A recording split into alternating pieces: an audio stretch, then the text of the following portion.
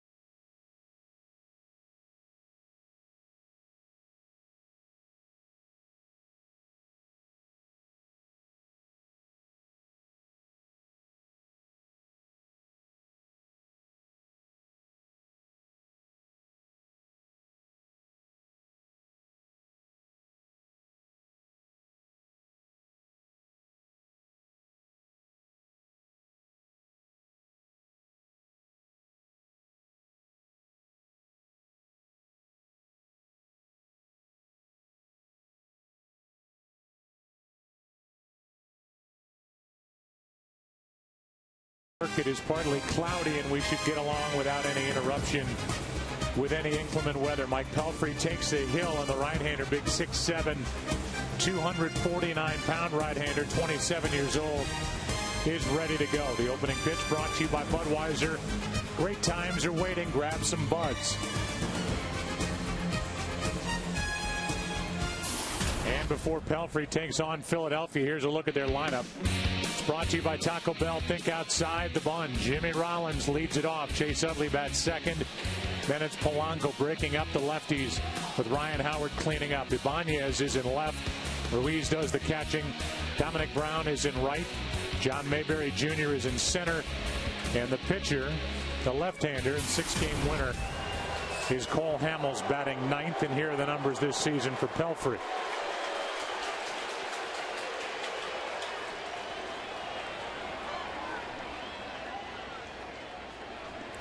And the first pitch of the night is on the inside corner, strike one.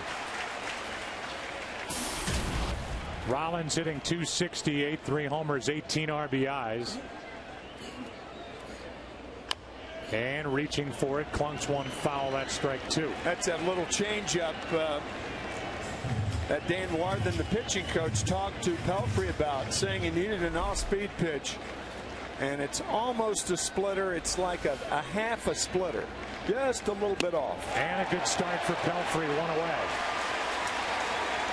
Strike 1, 2, and 3 from Pelfrey. Let's take a look at his scouting report at Citi Field. He's been lights out for his career, 18-8. The key guys to get out, Rollins and Howard. He just struck out Rollins on 3 pitches, and he should be and will be a better pitcher. It's interesting to note that Pelfrey is exactly 18 days younger than his mound opponent tonight, Cole Hamels. And yet Cole is a much more established big leaguer. Right. And a former World Series MVP. That one tails in for a strike at 93. And the batter is Chase Utley. The Phillies played the first 46 games without their terrific second baseman. Made his season debut on Monday night. He homered on Thursday. And as we said in the opening, whether it's coincidence or not, since he's come back into Charlie Manuel's lineup, runs have followed for a team that went 9 straight, scoring 3 runs or less. Here's a 1-1. Ball 2. It's a small sample, but since Utley has returned, the Phillies are 4-1.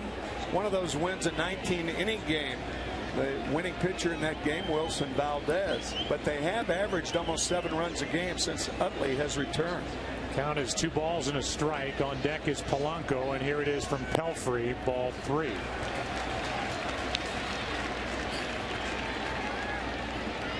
And there are the splits, the difference between Pelfrey at home compared to on the road. He loves this mound and the dimensions here at Citi Field. Who wouldn't? Here's 3-1. That's too far inside, a 1-out walk. Take a look at the defense for the Mets.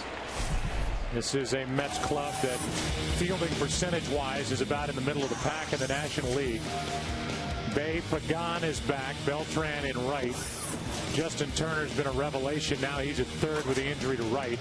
Reyes Tejada. Evans is at first base. Nick Evans, as opposed to Daniel Murphy, and the catcher is Paulino against the left-hander Hamels, and there's a strike to Polanco.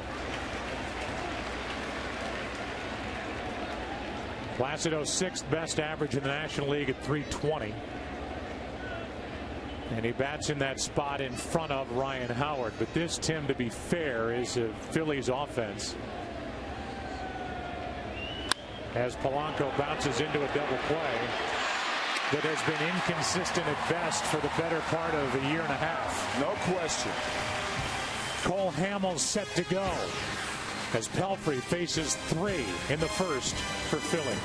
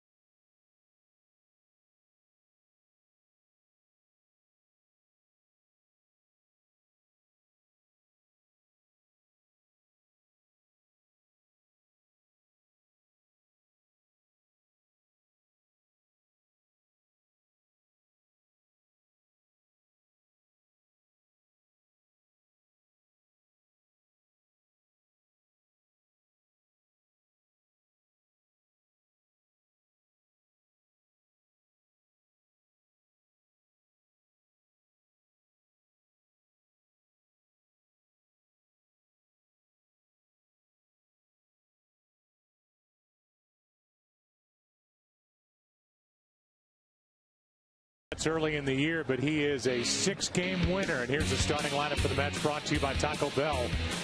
Think outside the bunt. Reyes, then Turner, then Beltran.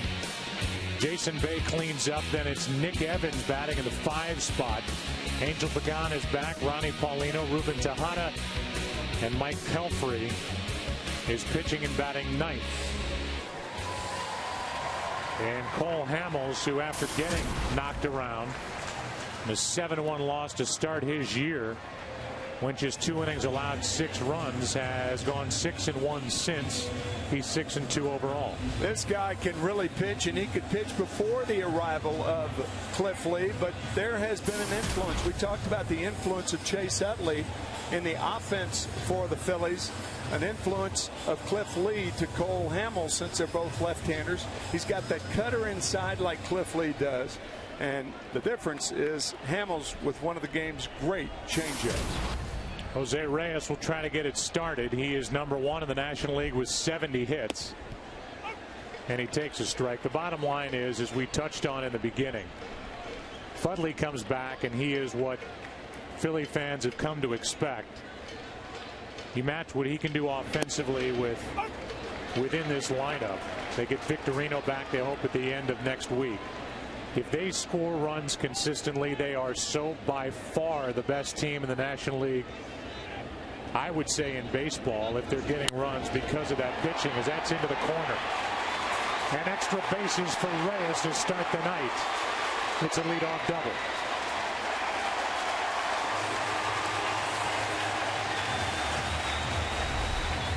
He has been doing a lot of this year. That is a good pitch from Hamels. It wasn't down real well, but it was a good pitch on the outside corner, maybe a little off the plate, and as he's done so often, Reyes leads off the Mets game offensively with a double. And that is his 17th double of the year. That's the most in the league. He has 6 triples, which is the most in the league. Now, home runs are down, but he gets on base, makes things happen, and here's a guy, Justin Turner, who has made things happen at the plate.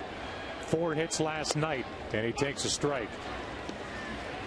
Justin ideal as far as the Mets are concerned, with the runner on at second and nobody out, because his natural stroke is to right field, corroborated by Terry Collins before the game. And he drives a 2011 Ford Explorer. Right. And goes by the nickname Red. And that's strike 2.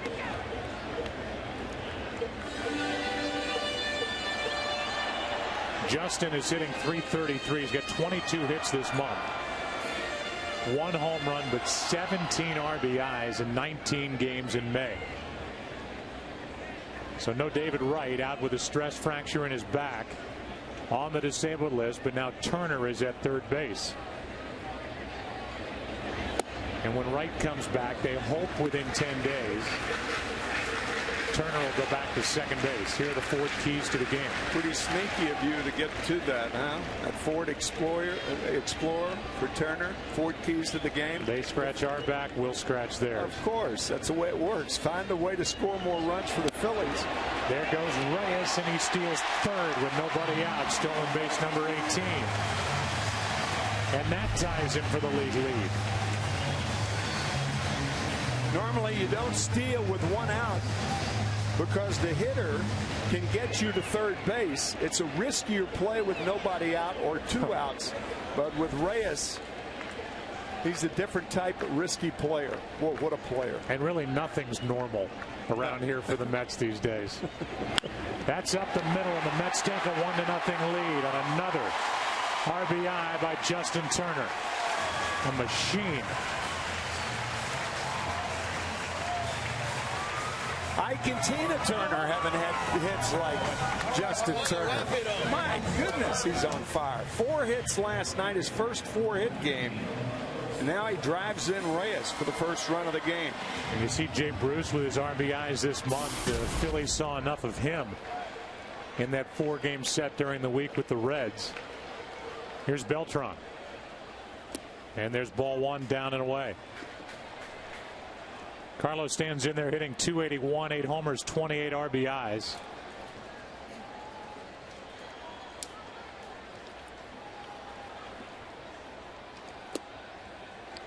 And that's over but low. And as we talked about a week ago and has been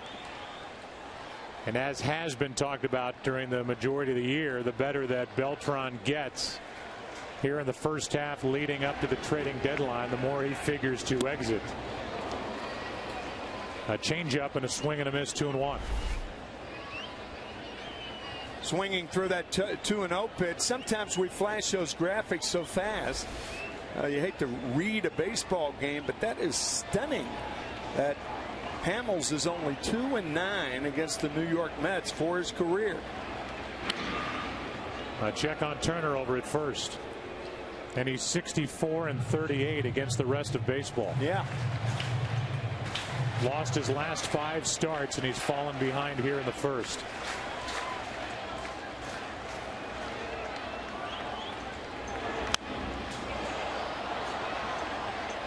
That evens the count, 2-2. On deck is Jason Bay. Still nobody out in the inning.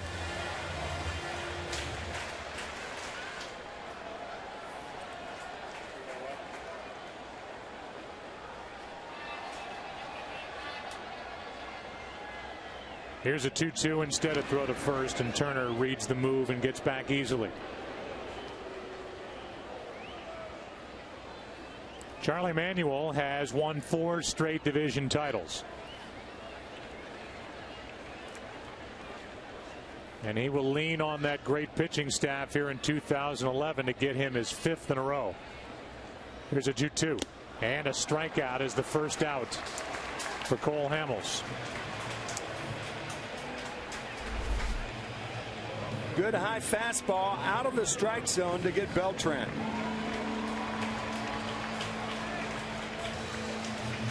And it brings in Jason Bay, who since coming to the Mets in 2010 has been searching for consistent production. It just has not been there. On the outside corner, strike one. Jason Bay had that big year in his final year with the Red Sox. Back in 09, hit 36 home runs, drove home 119. And that has not been transferred here to the Mets. And here are the numbers. 08 and 09 with Boston in 200 games. Look at the average. The home runs compared to 125 games with the Mets. And the run production. He's missed 85 games on the disabled list as he chases that pitch. And he's now in the hole 1-2. Yeah, he really didn't have a chance to get his legs under him last year in late July. He had that concussion in Los Angeles, missed the rest of the season, and then you come back this year, you're in doubt. You can imagine the woes and the struggles of Jason Bay. That, of course, without making excuses for him. Sign a $67 million contract, and fans understandably want you to produce right away. This is a Mets team that checks in 8.5 games out behind the Phillies in the NL East. There goes Turner. Pitch inside. Throw down is not in time. And a stolen base for Turner, number 2. Second stolen base in this inning. The cutter misses inside. And Ruiz's throw is on the money, but late. Slap tag by Utley. But Turner with his second stolen base in 2 nights. Let's take another look. He was out. 3 balls, 2 strikes, and now 2 out. Back-to-back strikeouts, and Bay goes back to the dugout talking to himself. Home plate umpire tonight is Scott Berry with John Hirschbeck, the crew chief, at first, Wally Bell at second, and Laz Diaz over at third. With a runner at second, 2 out, the batter is Nick Evans. And there are his numbers this season at AAA Buffalo. He's just 0 for 1 since getting called up. Strike one. This is a Mets team that's playing without Johan Santana. Chris Young went down with a blown out shoulder. Henry Mejia, their young right-hander, is out with Tommy John. That's on the outside corner. He's not out with Tommy John. He's actually had Tommy John surgery. Bobby Parnell is at AAA trying to work through a circulatory problem. Wright's on the disabled list, and Ike Davis. Tommy John watching in Florida saying, hey, wait a minute, I don't even know that guy. Here's an 0-2 pitch and a foul out of play off to the right. That was part of that New Yorker article, which we will get more into as this game wears on, with Fred Wilpon talking about how this organization, certainly injury-wise, has been cursed. Here's the 0-2. And a tough play for Polanco, which he makes to end the inning. Mets get a run. RBI by Turner after 1-0 New York.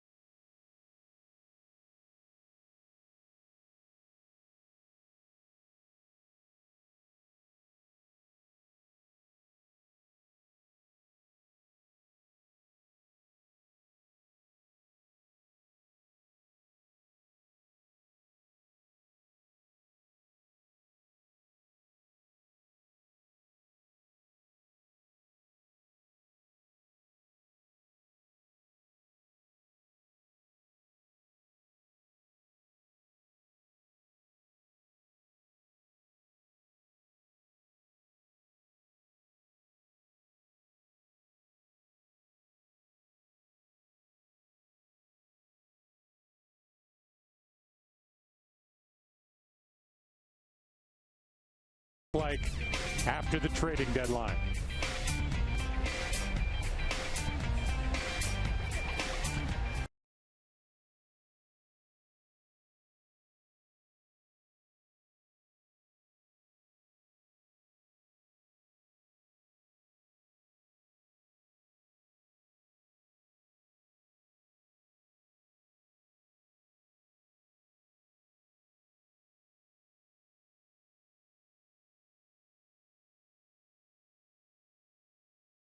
Sandy Alderson ushered in a new era in management. A slew of injuries to star players. Is this team cursed? Obvious financial woes for the owner, Fred Wilpon. And then the decisions. What will this team look like after the trading deadline? And it's really the on-the-field stuff that takes such a backseat to what happened during the course of the week. It's been talked about a lot.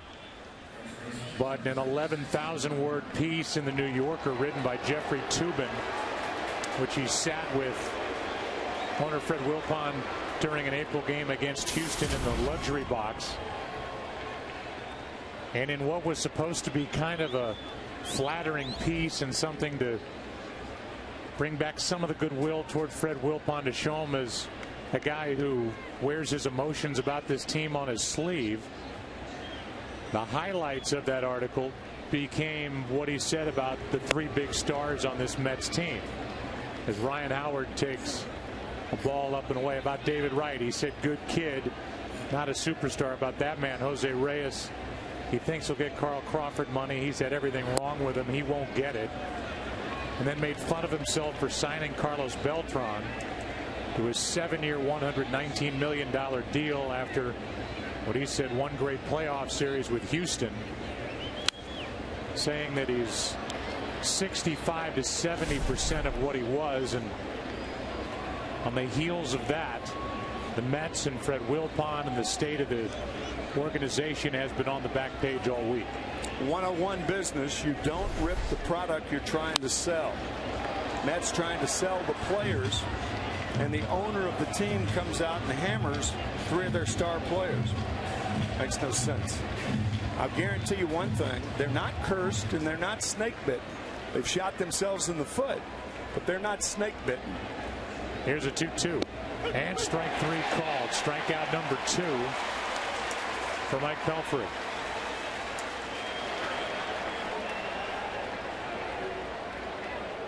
Kenny Rosenthal is with us, and Ken, that then leads to what happened later in the week with a press conference on Thursday in which it was talked about cat was let out of the bag that David Einhorn, a 42-year-old hedge fund manager, has basically gone into exclusive negotiation to become a minority owner with this New York Mets franchise. Right, Joe. And really the key question with the Mets right now are the details of this deal between Einhorn and the current Mets owners. ESPN New York and the New York Times reporting today that Einhorn can raise his stake from about 1/3 to 60% in 3 years, but the Mets' current owners, according to the reports, can block the deal simply by giving him back his $200 million. But at that point, he would still retain 1/3 of the club. Now, the Mets issued a statement tonight saying that there has been a lot of uninformed speculation regarding the terms of the potential deal and that the details of the negotiations remain strictly confidential. Now, that is David right now live at the game here tonight with the Mets and Phillies. The batter is Ibanez. The count 1-2. And the count stays 1-2. That man we just showed you, David Einhorn, made his money by buying undervalued assets. And in his mind, you have to believe he thinks the Mets have a chance to recover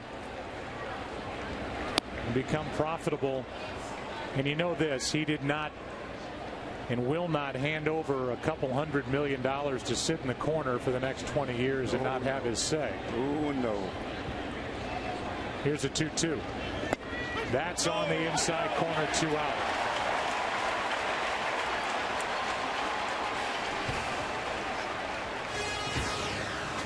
Fox Saturday Baseball, presented by Lowe's, is sponsored by Taco Bell. Think outside the bun. Talked about David Einhorn the day that he had the conference call announcing the $200 million to the Mets was the same day on the Fox Business Channel that he asked for Steve Ballmer, the CEO of Microsoft, to step down. So I think the Mets have got themselves a tough cookie in the world of business. Carlos Ruiz is at the plate. He took a strike and now a ball high, 1-1 strike. And all of that is on the heels of the whole Madoff situation, which we didn't go into last week. It's obviously a subject that's been talked about a lot. We'll try to get through that as easily as we can. Here's a 2-1 pitch. That's inside, ball 3. The trustee for the victims of Bernie Madoff's Ponzi scheme is suing Fred Wilpon and his associates for $1 billion. Here's a 3-1. Full count. The trustee alleges that Wilpon should have known the Madoff's operation was fraudulent and therefore should forfeit his profits and his principal. There's one up the middle. And the inning is over as to how to make the play. So much going on with the Mets. The bottom line is here tonight they lead 1-0 after an inning and a half.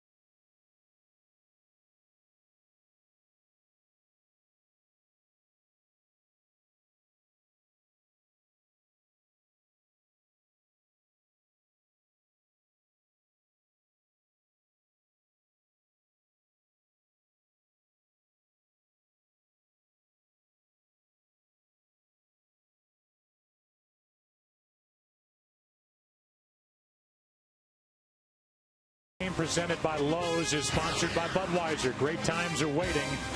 Grab some buds. We go into the bottom of the second inning at Citi Field. Angel Pagan, Ronnie Paulino, and then Ruben Tejada. The Mets would lead 1-0. Hamels is behind the mound and just to finish. Talking about Irving Picard, who is a trustee for the victims of Madoff's Ponzi scheme.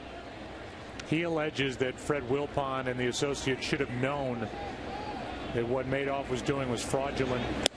Fred Wilpon saw cats, denies any knowledge or wrongdoing, and Mario Cuomo, the former New York governor, is hopefully going to arbitrate that case.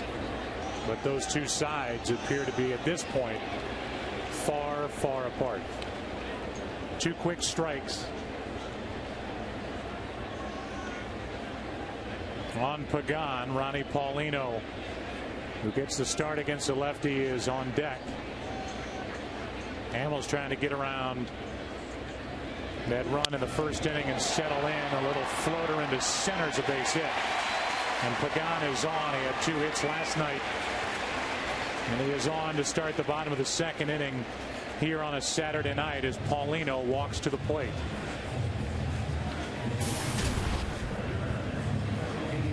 In a Sports Illustrated article, Fred Wilpon told Tom Verducci, who wrote the article, that next year's payroll will be under $100 million. And this being Reyes' walk year, one would have to assume that there is no way that Jose Reyes will be in a Met uniform next year, unless these guys pull a miracle and win the National League East. This pitch is down and in to Paulino. Ken Rosenthal, if you can go any one of a number of ways.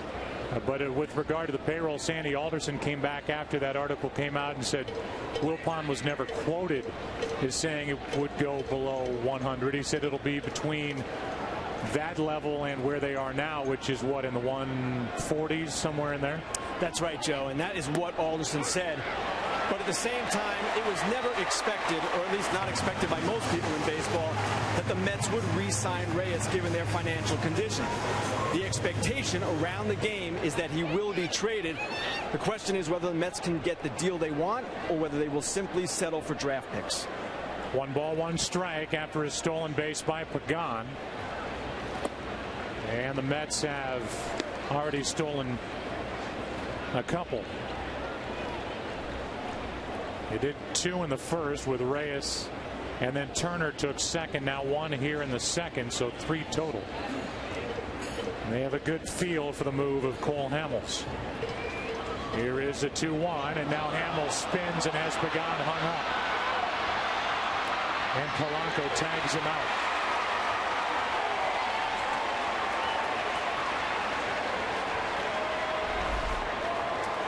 Cole Hamels lifts the right leg, but he spins toward Pagan at second base.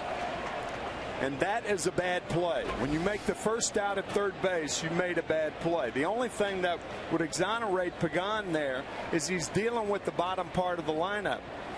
So it's not quite as egregious as it would normally be. That's strike 2 on Paulino. It goes down as caught stealing 1-5-6-5. There's that spin move by Hamels. And they get Pagan in the rundown for an easy out.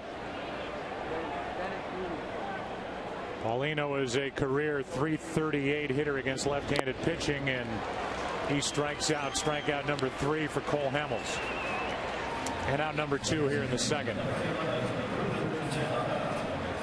It'll bring in Ruben Tejada.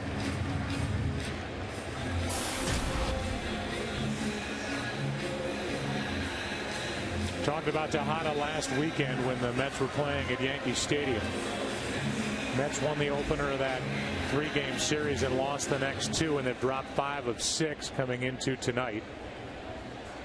Team that started out 5-13 went 17-9, and it's been a rough week.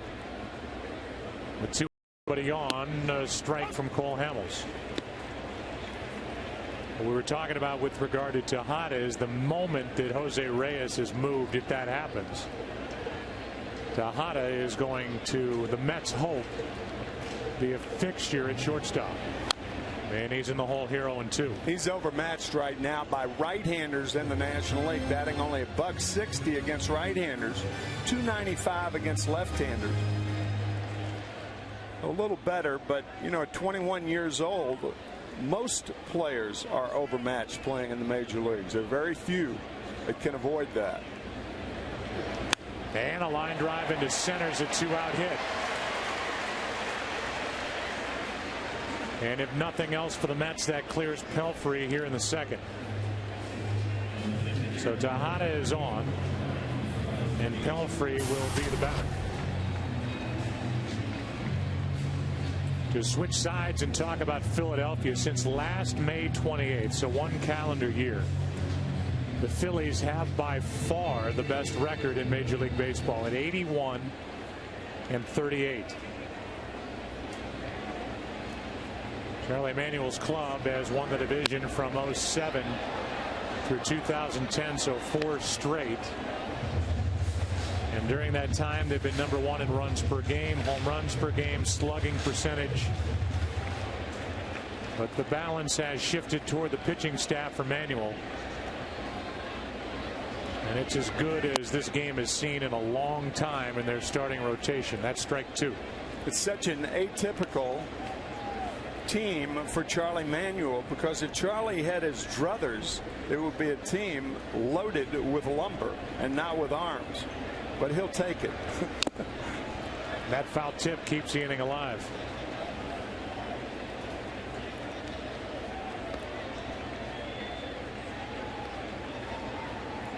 We'll talk to Kenny Rosenthal about any leeway Ruben Amaro Jr. may have with regard to adding to the payroll and adding a hitter to this Philly lineup as the year goes on. Here's an 0-2. Ball 1. But we'll see if we have that opportunity here in the second, or if we'll save that for the third.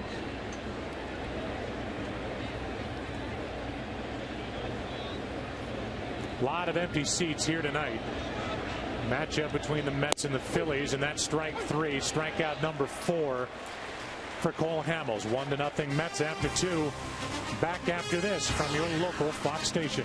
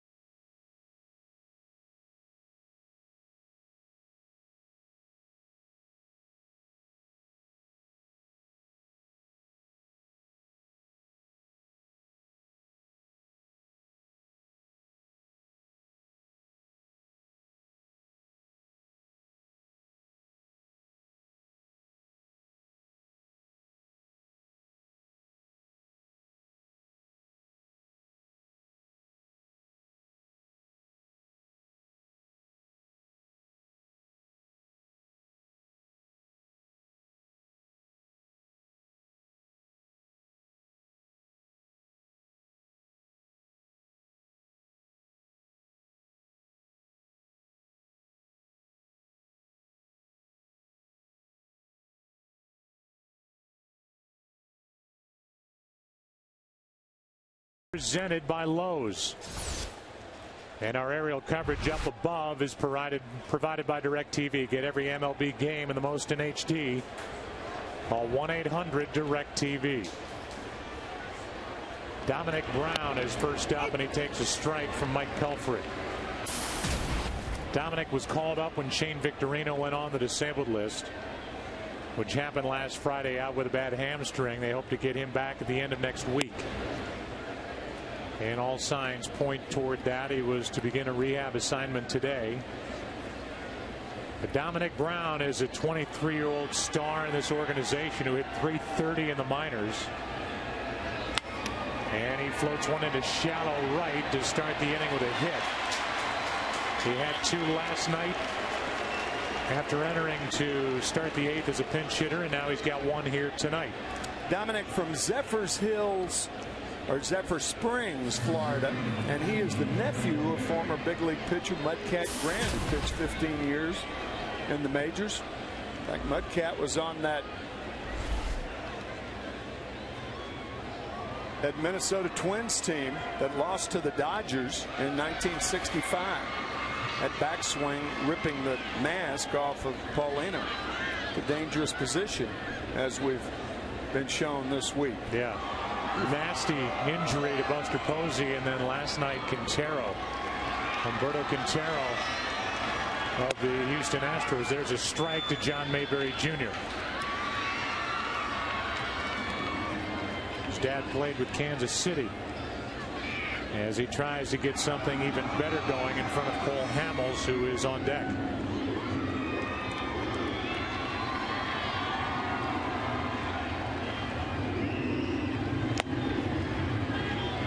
And a foul tip as that ticked off the bat. The count's 0-2. John tried to hold up, but that was a situation where the ball just hit the bat, not the other way around. Well, I'll tell you, I didn't see it hit the bat. If anything, looked like it was headed for his hand. Yeah. Maybe the knob of the bat, perhaps. The count's 0-2. No argument from Mayberry. And ball 1. John, just a 200 hitter against right-handed pitching. In the time he's been in the big leagues with Philadelphia, 3 home runs. He's played a very good defensive center field in the wake of the departure of Shane Victorino. Hit his first major league home run. That was his first hit. Hit it against Andy Pettit at New Yankee Stadium on May 23rd, a couple of years ago. A game that we did, Joe. This was close over at first. Whew. Call could have gone either way, and safe was the call. Dominic Brown remains on base, and the count 1-2 on John Mayberry. Lead a little smaller. Can they turn it? Tejada, Reyes, no. Mets get only the lead man, 4-6 on the force out, and Mayberry, who can run, beat the relay from Reyes. Charlie Manuel telling us that John Mayberry Jr., once he gets up ahead of steam, can run very well. He proved that on a fine defensive play last night. Proves it again by beating this throw. And a good call by the first base umpire, John Hirschbeck. It was 1 on 1 out. The batter is Cole Hamels, who's got 6 hits. Little bunt. And bunt very well. Sacrifice is good, 1-3. And down to second is Mayberry, 2 out.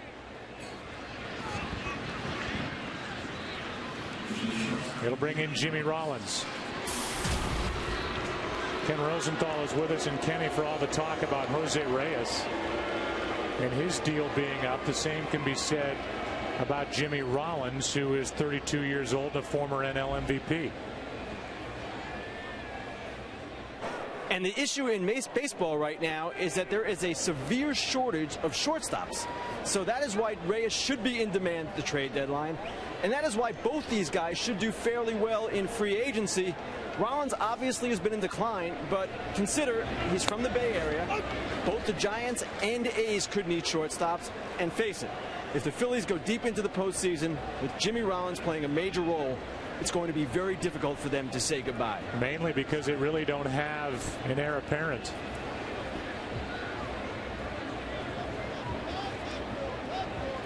Here is the 0-1. Up and away, 1 ball, 1 strike.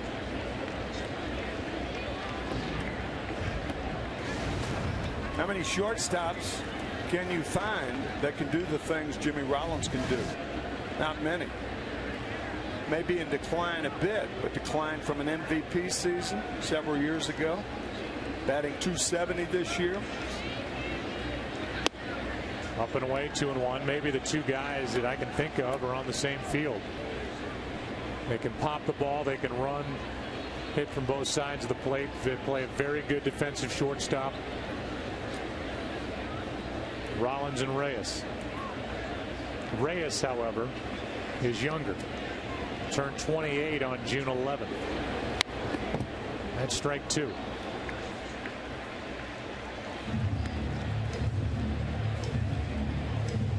Giants were in need of a jolt for their offense prior to losing Buster Posey. The obvious hole with San Francisco, the world champs, is at short. There's some speculation that if Reyes is dangled, the Giants would be interested if the deal was right. Here's a 2-2. And the inning is over. That's strikeout number 4 for Pelfrey. Still 1-0 Mets after 2.5.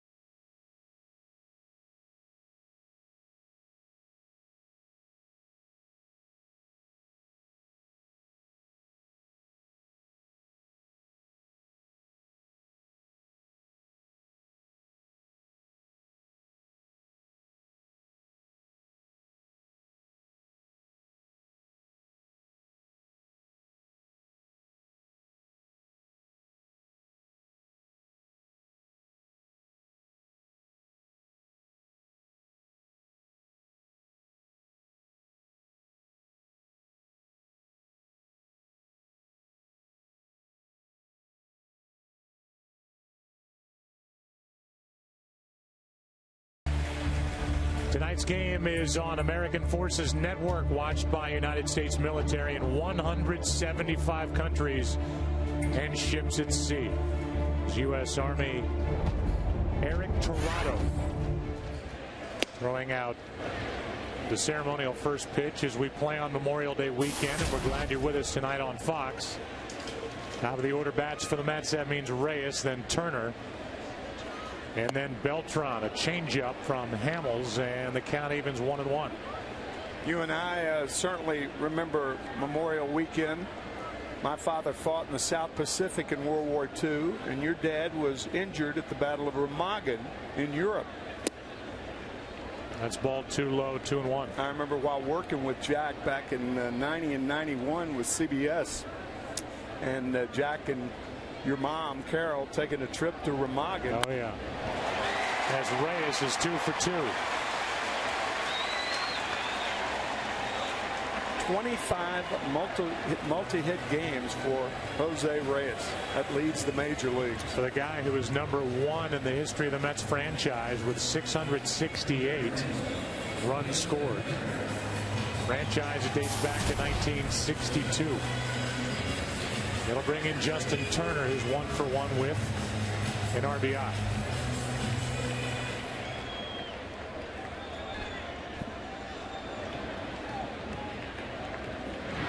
Talking to Terry Collins before the game, you asked him, or Kenny asked him, about Justin Turner, saying, did you expect this much from this guy? And he said, you know, I saw him last year in the minor leagues when, by the way, he didn't get a call up. Here is a pitch over the outside part when he was put on waivers and picked up from the Orioles organization. He saw him a little bit during the spring, but they were trying to see if Brad Amos could play second base, and then they had to give some at bats early to Luis Castillo.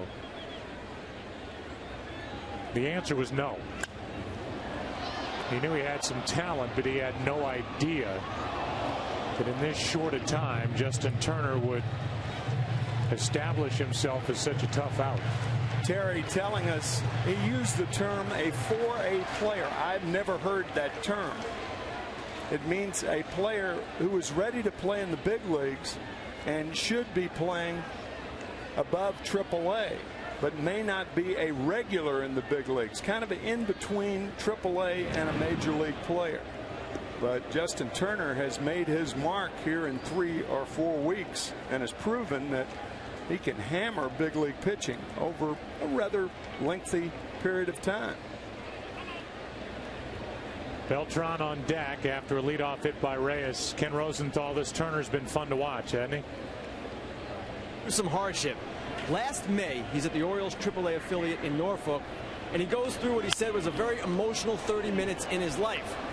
At that time, his best friend, Scott Moore, childhood friend from Long Beach, gets called up to the Mets, comes out of Gary Allenson's office, he's the manager, and Justin Turner's elated for his friend.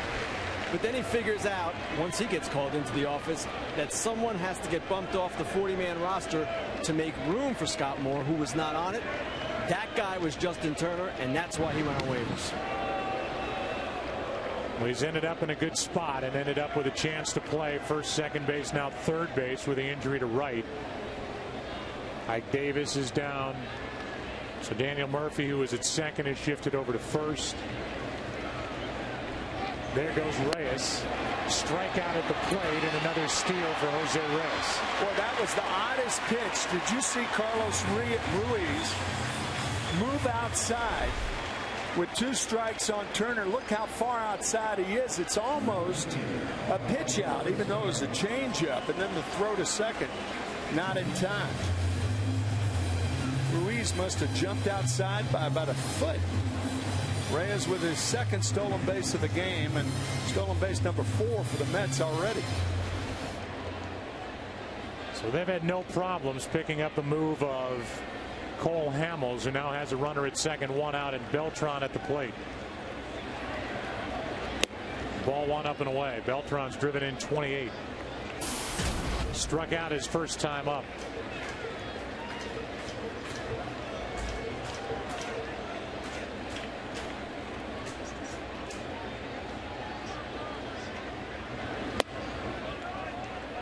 Two and 0.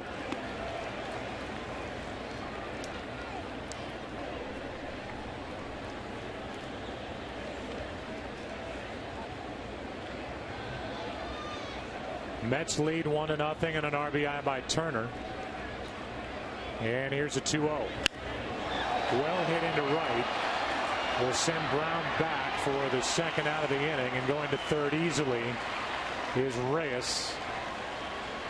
The batter will be Bay, and we'll go for a DirecTV game break. Here's Chris and Mitch.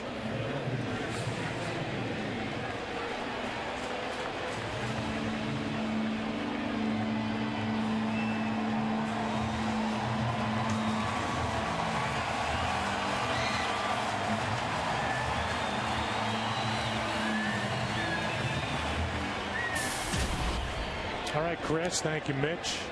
As Jason Bay stands in, he's got another guy out there, as he had back in the first when he struck out.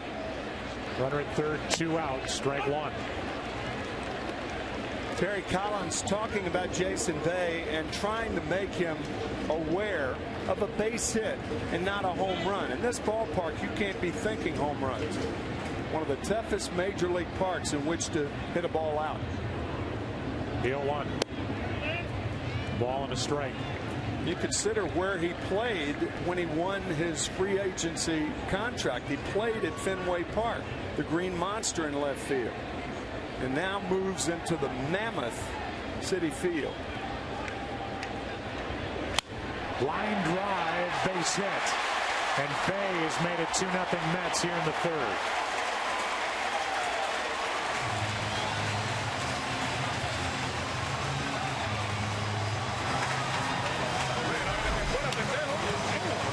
Terry Collins also saying that Bay is so conscientious and very sensitive, and as one would understand, wants to prove his worth. And he got his base hit to drive in a run then.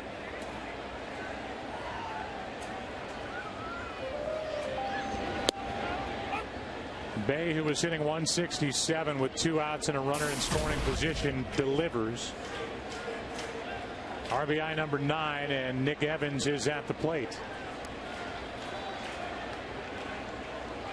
There goes Bay. Boy, they're running wild here. And the Phillies didn't even move defensively. No. Why should they? They saw the jump that Bay had. No throw from Ruiz.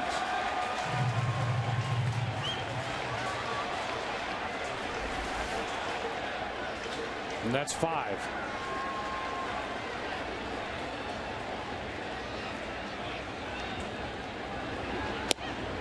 Ball 1 outside, 1-2. Here's the jump. Throw to third and cut him off. And neither Audley or Jimmy Rollins even moved to cover second base. Here's the 1-2, and that's low, 2-2.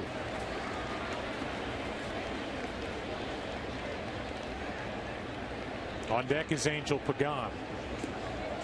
At the plate is Evans, looking for his first RBI of the year.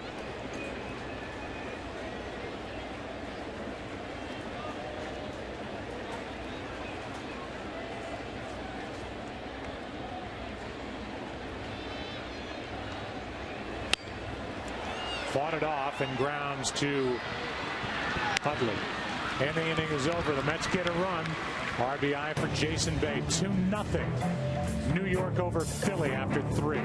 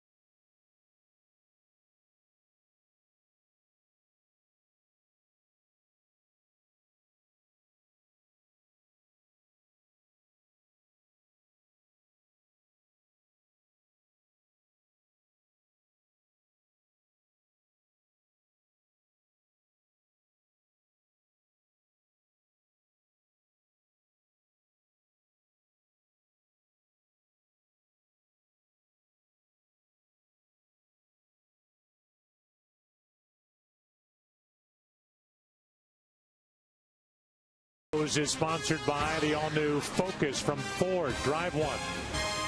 And by Just for Men for mustache and beard. Keep your edge.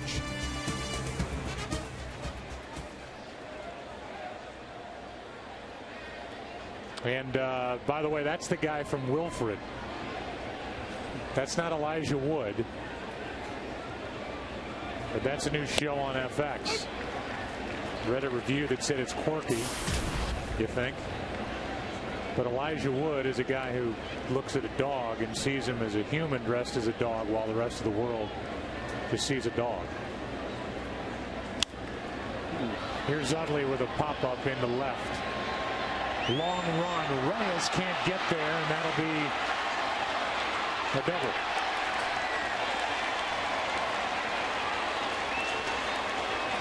And the Mets are happy to see Reyes pop up after taking a spill at the end of this play.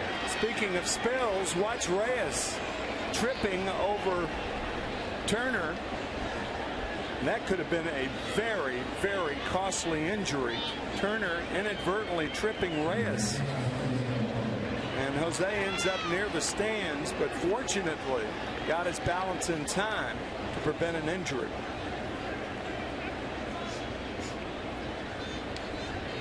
And here's the end of it.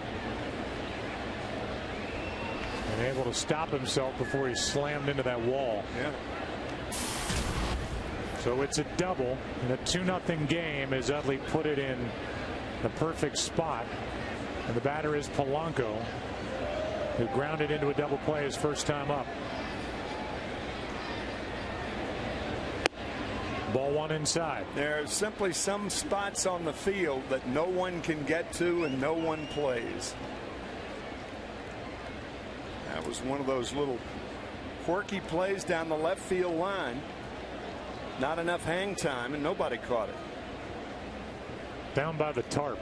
Yeah, tarp double. That's inside from Pelfrey, 2-0. We were talking about Wilfred, a new original comedy starring Elijah Wood, premiering next month on FX.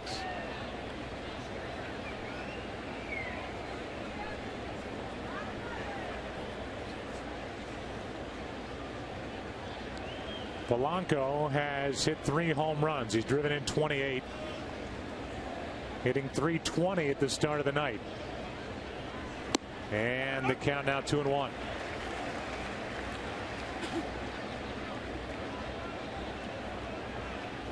Pelfrey's coming off a year in which he had a career high in wins, career low ERA, innings pitched went over 200, was 15-9.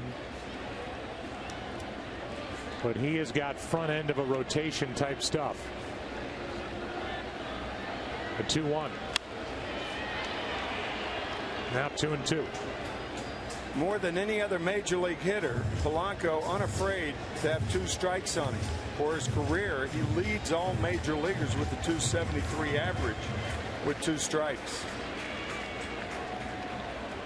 See that bottom line? The average in Major League Baseball is 188.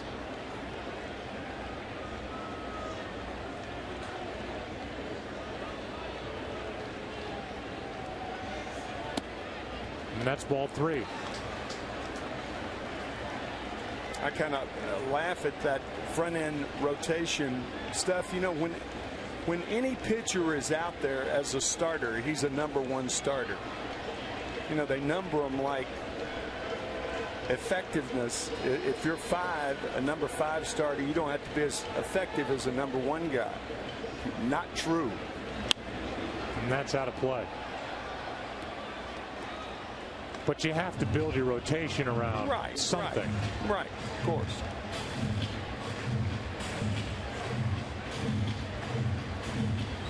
You caught some #1s in your time. Oh, boy. I mean, there are #1s, and then there are those guys. I caught a few #5s, too. I didn't we don't hear about those anymore. No, you don't.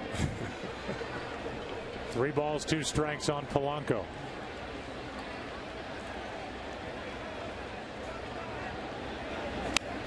And a little pop-up, easy for the out. That's Nick Evans.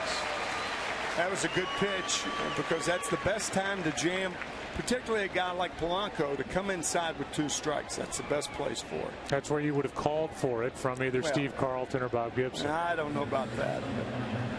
Call for a lot of pitches, but with 2 strikes, that's the best time to jam someone, particularly a guy who handles the bat as well as Polanco. You know, I saw a smile creep on your face when I bring up those 2 names of calling for pitches, but I know something that's been on your radar, not just because of what happened this week, but with regard to what happened in your career, how this game has evolved, our collisions at home plate with catchers, and I don't want to get through this game without getting your opinion on what happened with Buster Posey, last year's NL Rookie of the Year. Well, I think the rules should be changed. We can talk about it a little more, but I do think the rules should be changed, and that baseball should protect catchers like football protects quarterbacks. And you can say, well, a quarterback in football is much more important than a catcher in baseball. I'm not so sure about that. 1 ball, 1 strike on Ryan Howard, runner at second, 1 out. Maybe a little more important, but the value of a catcher to a baseball team, and we're seeing a lot of catchers and a lot of parents telling their catchers, their sons, not to be catchers. That a father saying that I would love for you to be a Major League Baseball player, but I don't want you to catch. And what happened to Buster Posey this week was an example of what we're talking about. And I'll tell you, I'm a grandfather now, and I have a grandson, and he's left-handed, and I'm thankful of that because I don't want him to catch. Well, there's so much more about this. Right. Here's a 2-1, and that's a foul, 2-2. How would you legislate against what happened to Buster Posey during the week in that extra inning game? You know, Ken and I were talking about it before the game, Joe, and we talked to Tony La Russa about 15 months ago, a game that you didn't do. We were in St. Louis, and you had another assignment at the time, and we were in La Russa's office. Tony's on that competitive committee. And I suggested to Tony, I said, what if a guy who comes, spears a catcher with his head, leads with his head like a defensive lineman would lead into a quarterback? What if anytime a runner does that, he's automatically ejected, the run doesn't count, and he's fine? Tony said, I would buy that. He said, I'll think about bringing that up. They have a conference call every week. Here's another 2-2. Ryan Howard takes strike 3, 2 out. Good pitch by Pelfrey for the second out. At last year's All-Star game, I didn't tell you this, but I'm telling you now, I talked to Mike Scioscia about that same thing. Now, Mike didn't agree with that. He thinks catching and blocking the plate, of course, he was one of the best ever at that. He thinks that's the last vestige of courage. Perhaps that's overstating it a bit. That's paraphrasing it from my standpoint as Ibanez is up. But Mike did not agree with it, and Mike is on that same committee. I say put it to a vote. It's not necessarily that you have to, that you're looking for a suspension, a fine, or anything like that. I'm not obviously advocating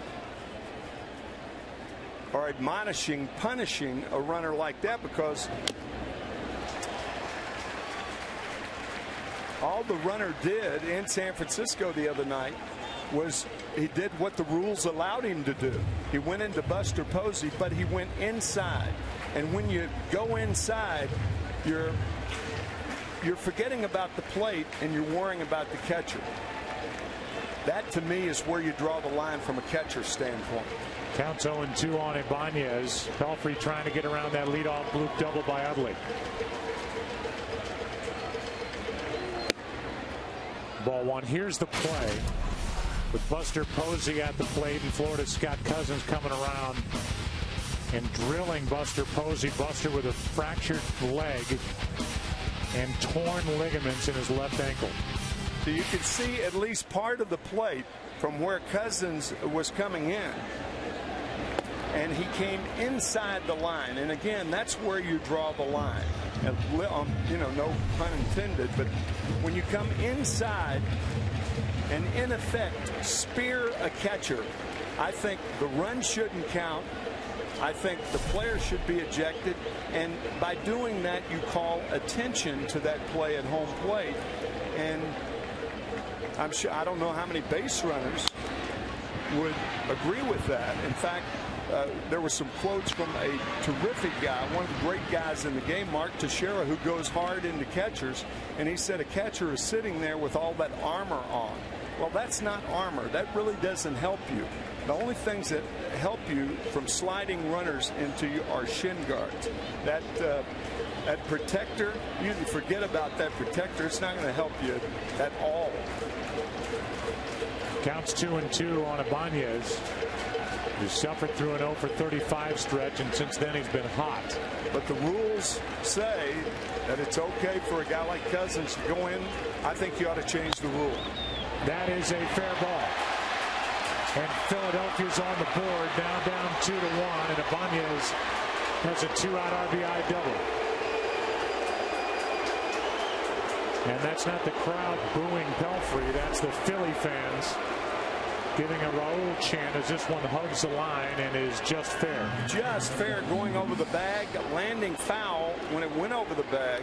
But you're right, there are an awful lot of Philly fans here tonight, as there often is.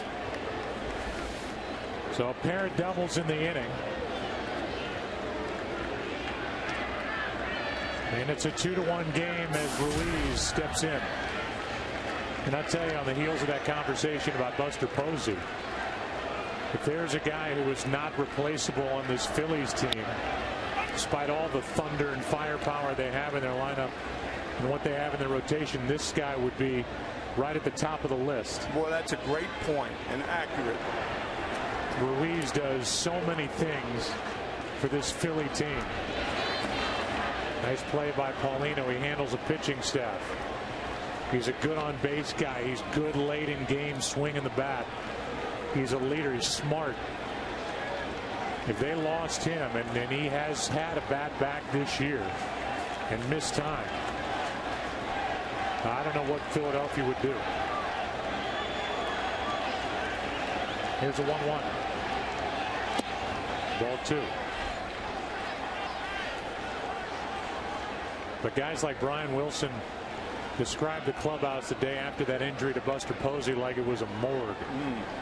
But they came in there after the game, it was dead quiet, and that's for a first place club. Right.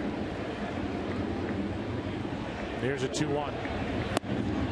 3-1 from Pelfrey. Severe strained ligaments and a broken left ankle.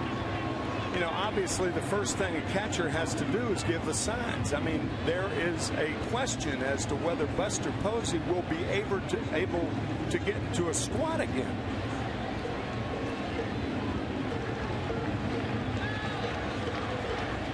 Here's a 3-1. Full count.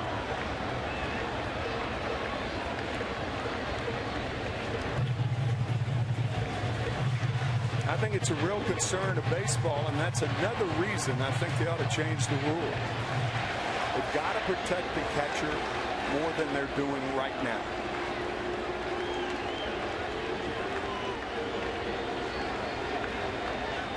The 3-2, and it's inside for a 2-out walk. That's the second walk handed out by Pelfrey here tonight. That'll bring Dan Warden, the pitching coach, out to talk to Mike Pelfrey, and we'll go down to Ken Rosenthal. Ken? Joe, as Tim said, Mike Scioscia disagrees with him. A lot of people in the game believe that nothing should change, that catchers getting smacked is simply part of the game. But the other side of it is really powerful. Buster Posey is one of this game's bright lights, and now most likely he will not be playing for the entire season. I'm just not sure that that is worth it to preserve a supposed tradition that really ought to be outlawed. Well, if it wasn't Buster Posey, I wonder if we would even be talking about this. Probably not. I mean, Quintero was knocked out of last night's game. Last year, Mark Teixeira plowing into Jeff Mathis of the Los Angeles Angels. I mean, you know, young catchers coming into the game are a problem with baseball anyway. And once again, if I'm a parent and I see plays like that happen to Posey or Quintero or Mathis last year, I'm going to discourage my son or grandson from going into that position. Pelfrey lost the ball, and that'll be a ball. Came rolling out of his glove like the hidden ball trick. And that'll move the runners up to second and third, and just like that, here it comes. Well, that'll be on a few highlight reels. The ball just trickling out of the glove and in front of the left foot of Mike Pelfrey. Well, so now, just like that, Philadelphia is a hit away from taking their first lead of the night. They got a run last night. The man at the plate, Dominic Brown, was a big part of it in the 8th inning against Jason Isringhausen to tie it, and won it with 3 in the 9th off Rodriguez. 1 ball, 1 strike. A couple of years ago, Mike Pelfrey at AT&T Park. Buster Posey, of course, was not up with the Giants at the time since he was last year's Rookie of the Year. But Pelfrey committed 3 balks in 1 game against the Giants.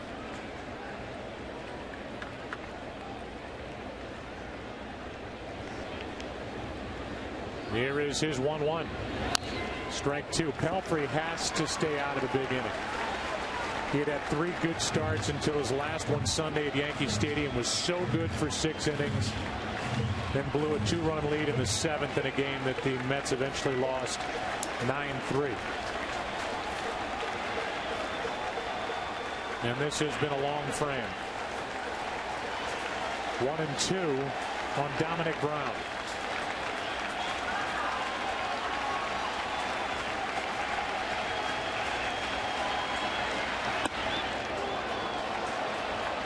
Two and 2.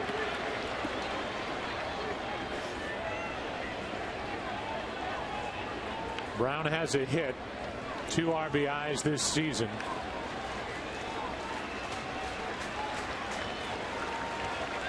Pelfrey's been out there on the mound for 18 minutes.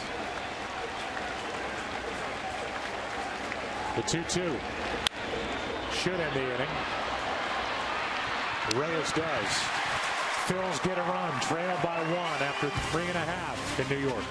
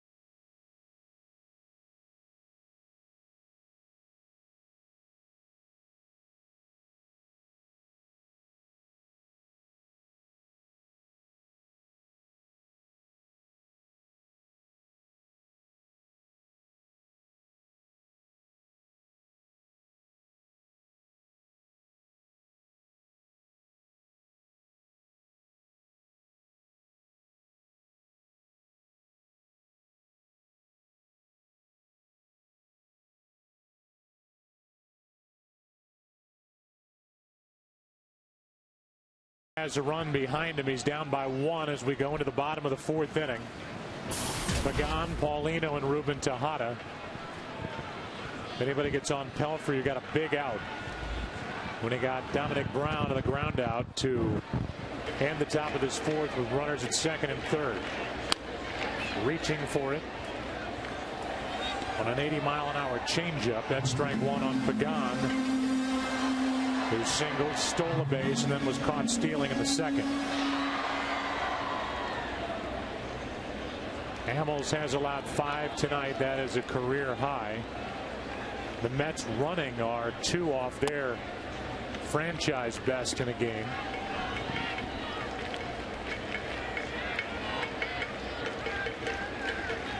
'61-year-old Terry Collins, who was managed with Houston and the Angels, managed in Japan. Innocent ground ball, tough play. Wow, good play.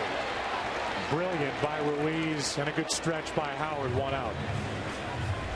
Whenever a ball is tapped to the third base side, a catcher always puts his back to first base, barehands it, and pivots on that right foot. Well done by Ruiz. That is a very difficult play that he made look rather easy. And talking to his counterpart now, Ronnie Paulino, is Ruiz, who flashes the signs for Hamels. Hamels fools him, strike 1. Paulino struck out his first time. As Terry Collins said, we got Paulino to hit left-handed pitching. The regular catcher Josh Tolley is a left-handed batter, and he has been struggling.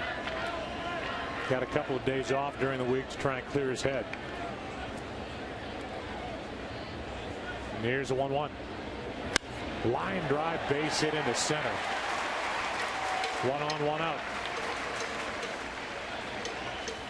You can help make a baseball moment kids will never forget. Go to ChevyBaseball.com to support youth baseball, plus enter to win one of 4 trips to this year's All-Star game in Phoenix. And the keys to a new Chevrolet. That All-Star game will be on July 12th.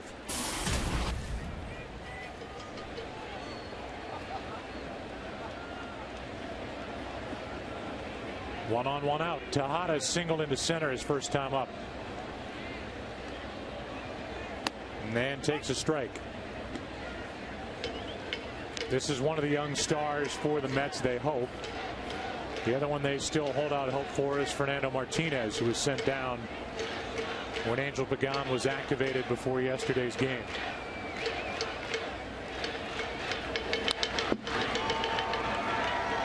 Strike 2.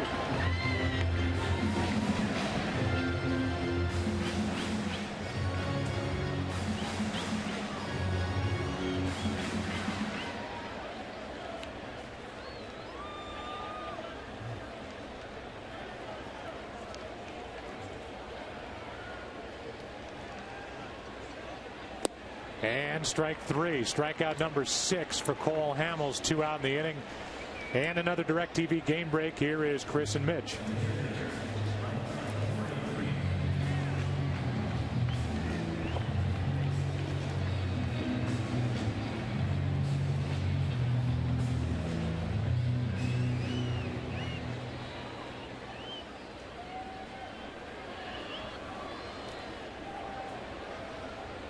All right, Chris. Yeah, Stubbs can play center. He's got a good arm. He can fly.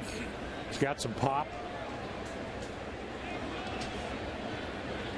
It's about all you want, and part of that good young core for the Reds that is young.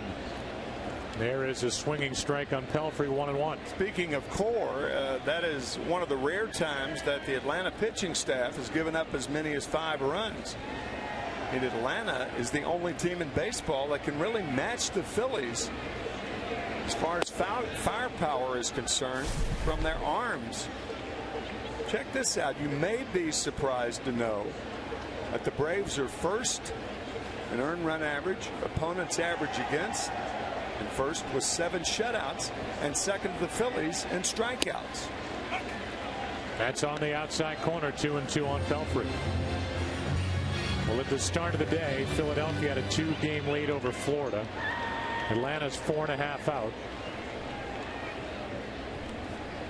Mets 8.5 out. Inning is over. Who's coming up for the Phillies? It'll be Mayberry, Hamels, and then J-Rolls. Phillies down by 1.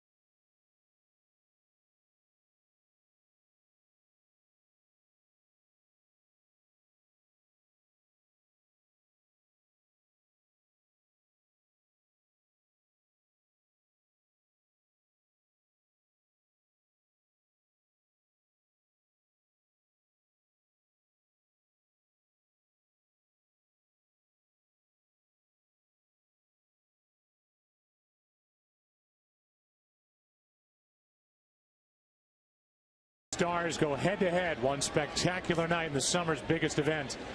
As we bring you every thrilling moment, the 2011 MLB All-Star Game. Coverage begins Tuesday, July 12th, live from Phoenix at 8 Eastern, 5 Pacific, only on Fox.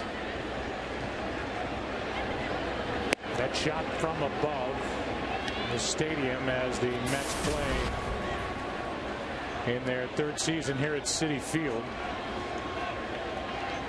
And it is a beautiful ballpark here in Queens.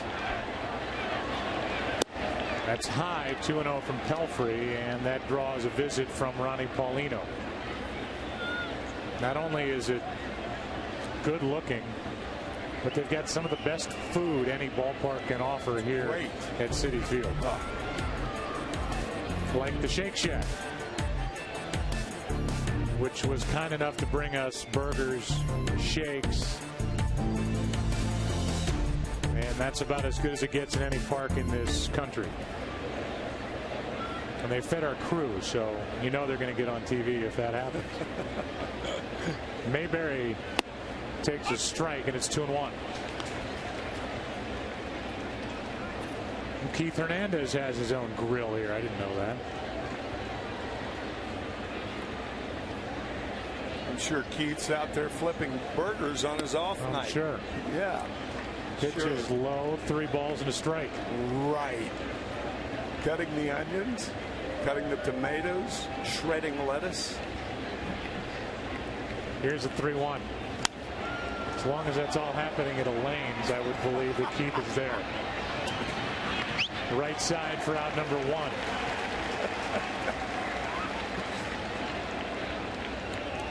Keith, if you're out there, here's a little game summary for you, brought to you by Jeep. Jose Reyes is 2 for 2. He's doing his usual thing here in 2011. Stolen a couple, scored 2. Ibanez an RBI double with 2 out in the 4th. And Pelfrey to this point has been good enough.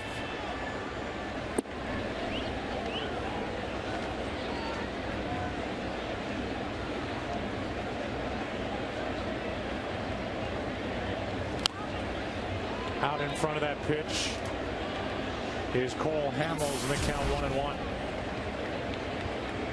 Steve Horn just alerted me to the fact that the lane's closed last week. Oh, it did? I didn't know that. I know Elaine passed away, but one of the favorite spots here in New York. And the count 1-2 now on Hamels. Boy, if the walls could speak of all the authors and writers, celebrities. Here's a 1-2. And a little flip into left. Jason Bay, out number 2.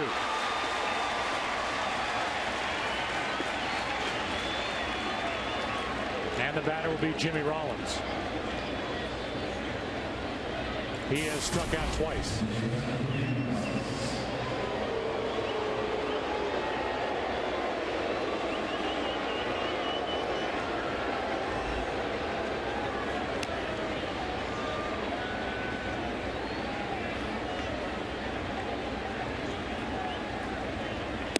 There's a strike.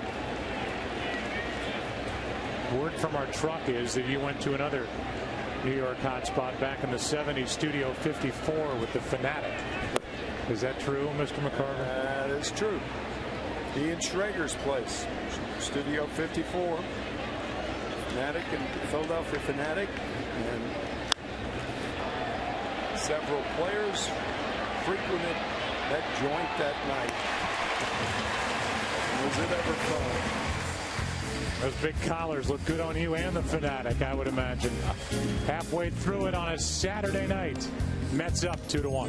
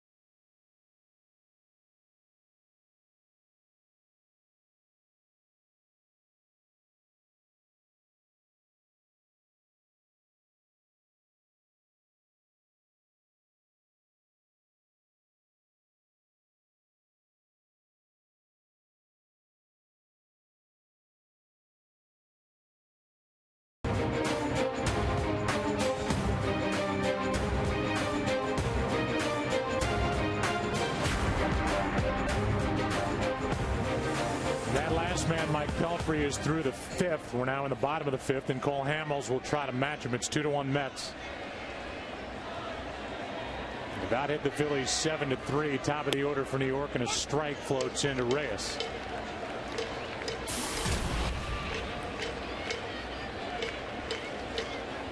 Reyes has doubled, stolen a base, scored, singled, stolen a base, and scored. And the count 1-1. A guy in Reyes who threw 05 to 08 averaged 65 steals and 16 triples per year.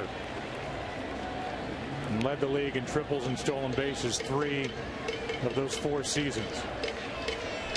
And now, after going through 2 seasons filled with injuries, he is back. And the count evens 2-2.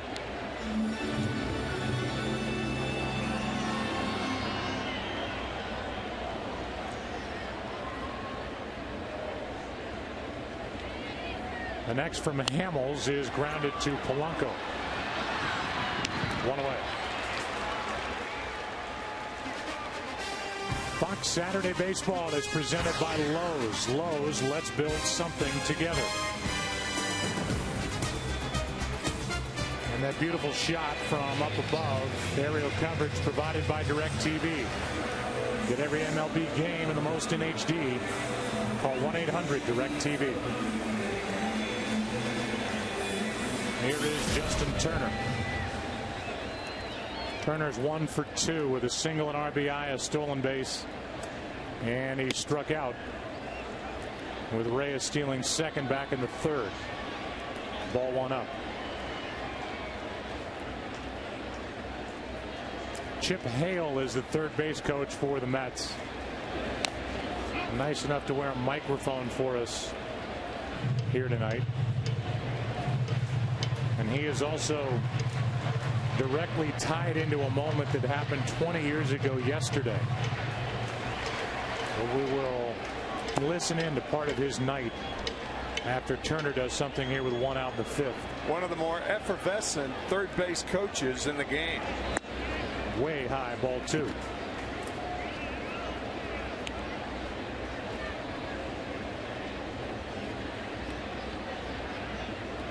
Last 4 games, hitting .429 is Turner. 2-2. Phillies are 8-2 and Cole Hamels 10 starts this season. Coming off a 10-3 win on Monday against Cincinnati. 2 out. And here is some of Chip Hale's night over at third. Get down, get down! On the base, on the base, on the base! Timeout. Attaboy. Good job, good jump.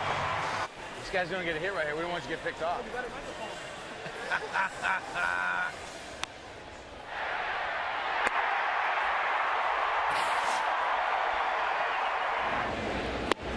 Beltran takes a ball low. But that's only part of the story with regard to Chip Hale here tonight. There's a 1-0. On the inside corner, 1 ball, 1 strike.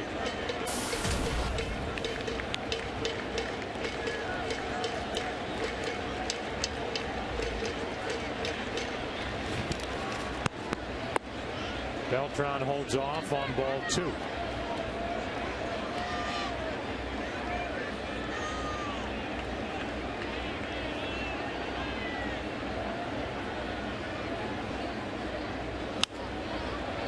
And a little pop-up for Ryan Howard ends the inning. Hamels has settled in. We go into the 6th.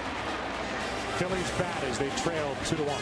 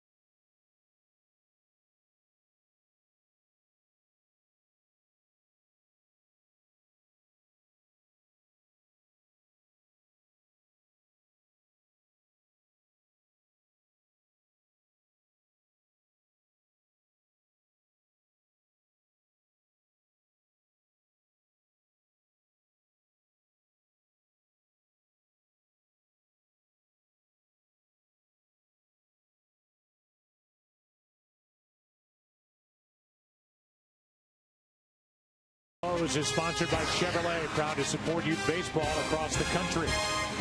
And by Michelin, a better way forward.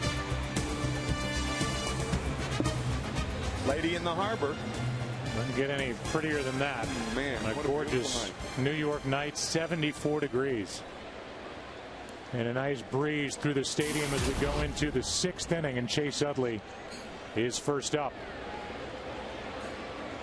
Utley, Polanco, then Ryan Howard, and that one floats down and away from Mike Pelfrey.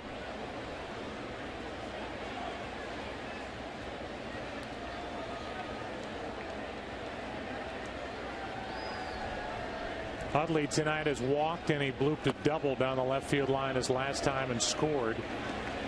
The only run of the night for Philadelphia. Counts 2-0. In the comparison of the two starters, Pelfrey has allowed only 3 hits.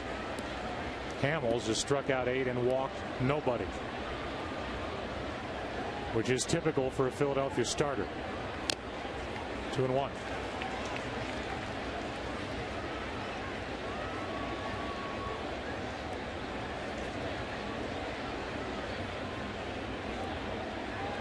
Jose Contreras, who came off the DL on Thursday, is just getting ready in case. He was 5 for 5 in save opportunities at the start of the year, taking the place of Brad Lidge, and now Madsen has taken over his spot. Bay takes care of Utley, 1 out. Okay, so 20 years ago yesterday, Rodney McRae runs through the fence in one of the most famous baseball clips of all time. What people don't know is the guy who hit that ball was Chip Hale, who we heard from earlier and who is the Mets' third base coach. There's a strike over the outside corner. Rodney McRae, meanwhile, played for the New York Mets in 1992 and went 1 for 1 on the year. 18 games as a late inning replacement, pinch runner. Good play on both ends. Turner and Evans, and Polanco was out 2 away. I remember first seeing that clip when somebody ran through the fence, and I'm going, what is this? The more unbelievable thing of that clip the first time you see it is that he peeks back and walks through. Yeah. To come back after this. Listen.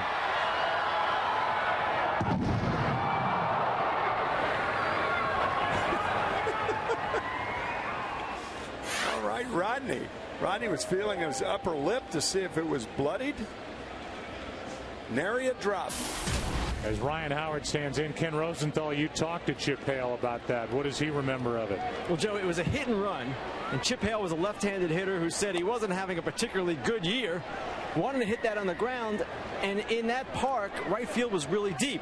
So when it went in the air, at first he was a little upset, but then it kept carrying and carrying, and he was thinking to himself, why isn't he stopping? Well, as Chip said, Rodney McRae's face hit the wall at the same time the ball hit his glove. The ball actually came back into play, and it was a triple. There's a pitch down and away, and the count 2-1 on Ryan Howard. So now we know. I never knew what the play ended up being. I didn't either. I assumed it was a home run. And if a guy goes through a fence, you assume that, unless he severely misjudged the ball, that the ball's over the fence. Otherwise, why go through the fence? But we're finding out 20 years later that it was to the fence. Into the shift. Inning over. One more time. Take a listen. The walls were cheap back then, kids.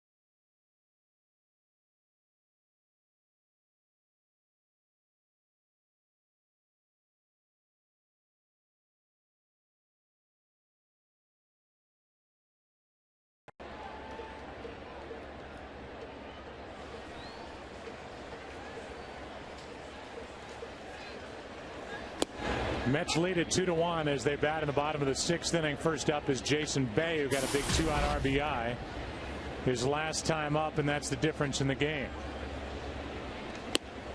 And there's another strike. It's 0-2. It'll be Bay, Nick Evans, and Angel Pagan. If anybody gets on Ronnie Paulino, we're in the bottom of the 6th.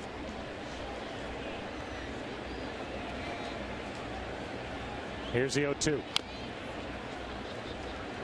Sometimes you get a little profile on guys and you try to get more of their personality. You want to get to know them, so you ask them questions about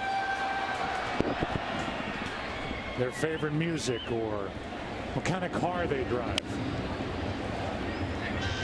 Jason Bay has an interesting hobby that we'll let you in on after he does something here to start the 6th. Ball 1. Jason from Trail, British Columbia.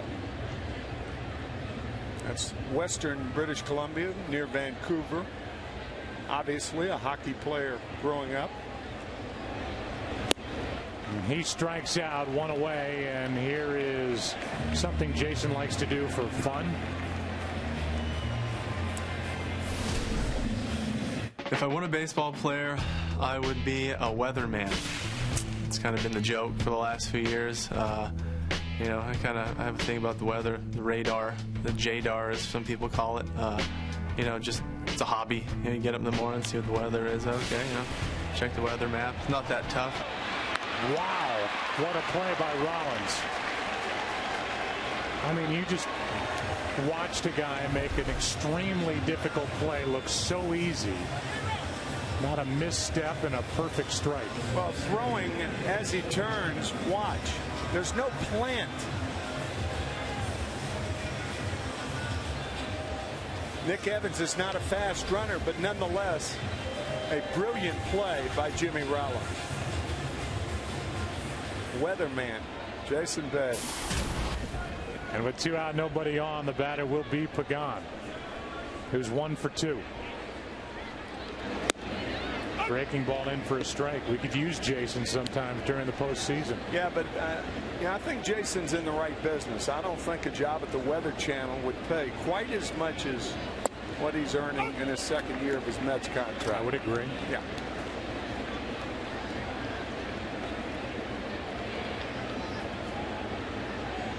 With 2 out, nobody on, the 0-2. Right down the middle and a quick and easy 6th. We go to the 7th.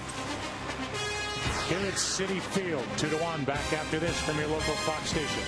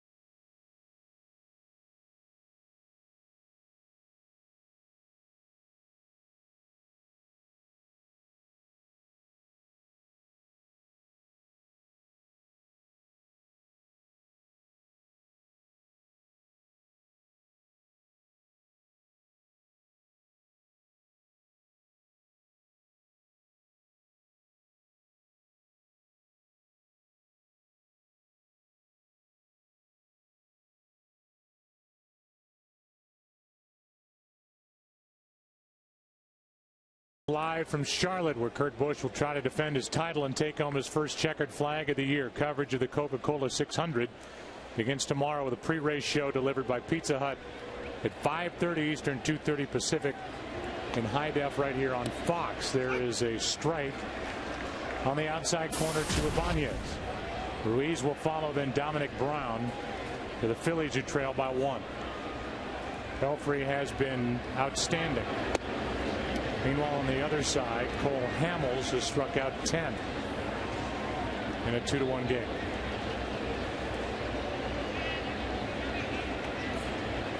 The 1-1.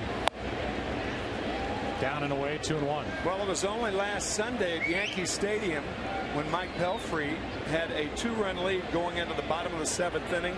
Base hit, walk, a hit batsman in a bunt situation.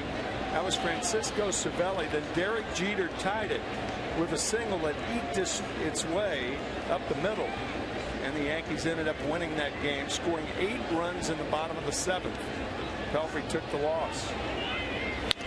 Ibanez, good play by Evans. Took a hit away from Raul Ibanez, 1 out. Not bad for a guy whose last start at first base was July 2nd, 2009. You and I were down on the field earlier, leaving the Mets clubhouse and seeing Nick Evans take throws, short hop throws at first base from Chip Hale. We're going to make him a household name before the end of the night. That's right. He's a great guy. Here is Ruiz. 1 out, nobody on, and strike 1.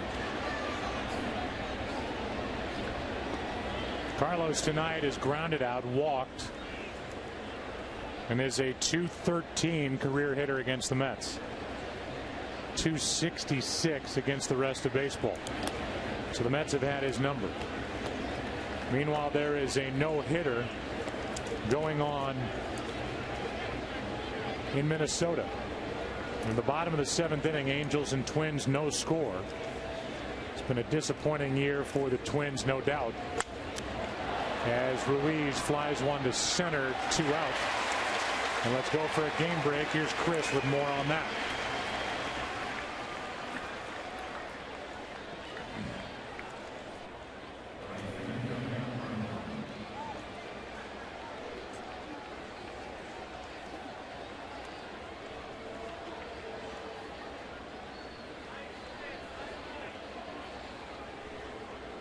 All right, thank you, Chris Rose, and that's Mitch Williams with Chris out in Los Angeles as Dominic Brown steps in and takes low ball 1. So we'll keep you updated with what's going on with the Twins.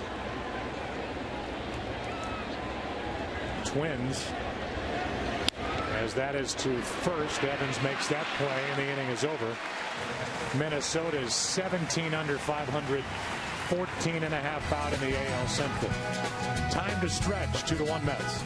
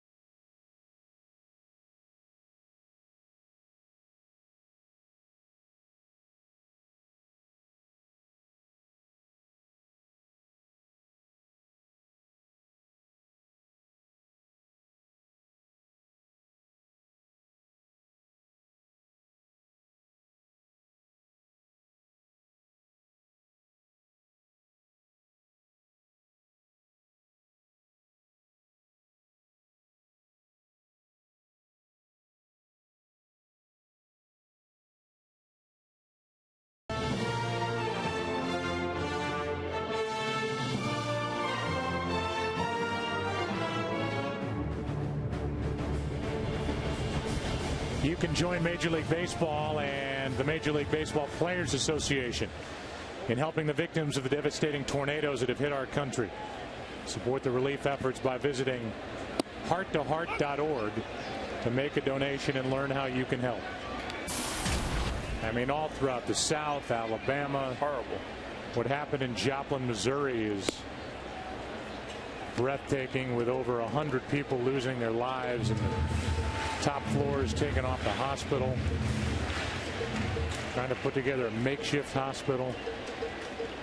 Just makes you sick watching the images from these natural disasters. Now, baseball is such a game of statistics. I heard a statistic on the Weather Channel today that was mind-boggling. Here's a 1-2 pitch, and Paulino rolls one over to Polanco. One out. And Fox Saturday Baseball, presented by Lowe's, is sponsored by Jeep and by the makers of New Bayer Advanced Aspirin, the official pain reliever of MLB. The debris in Tuscaloosa, Alabama alone, the size of a football field, you could stack the debris 1 mile high. 1 mile high. Wow. And the size of a football field, and Joplin was much worse. Just blows your mind. So let's say that as Izzy gets ready, Jason Isringhausen. Say that website again. I think it was hearttoheart.org. The 1-0. Tejada trying to bunt his way on. And the count 1-1. You can see the billboard right behind home plate. And it is hearttoheart.org to make a donation.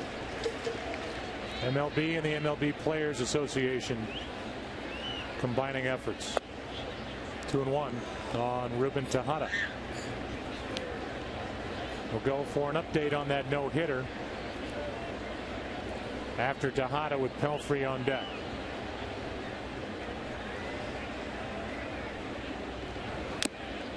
Two and two.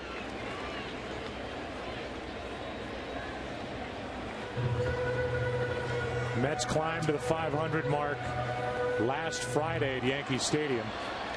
They've lost 5 of 6. They're 4 games under.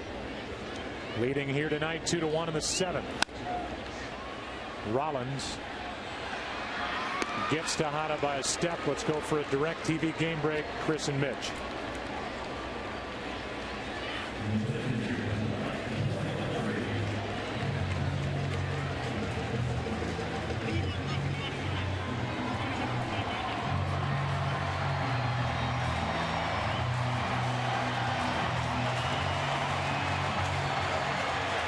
All right, Chris and Mitch, thank you. And yeah, that's the other part. You go from the euphoria of trying to pitch a no-hitter. Now you got to pitch a ball game.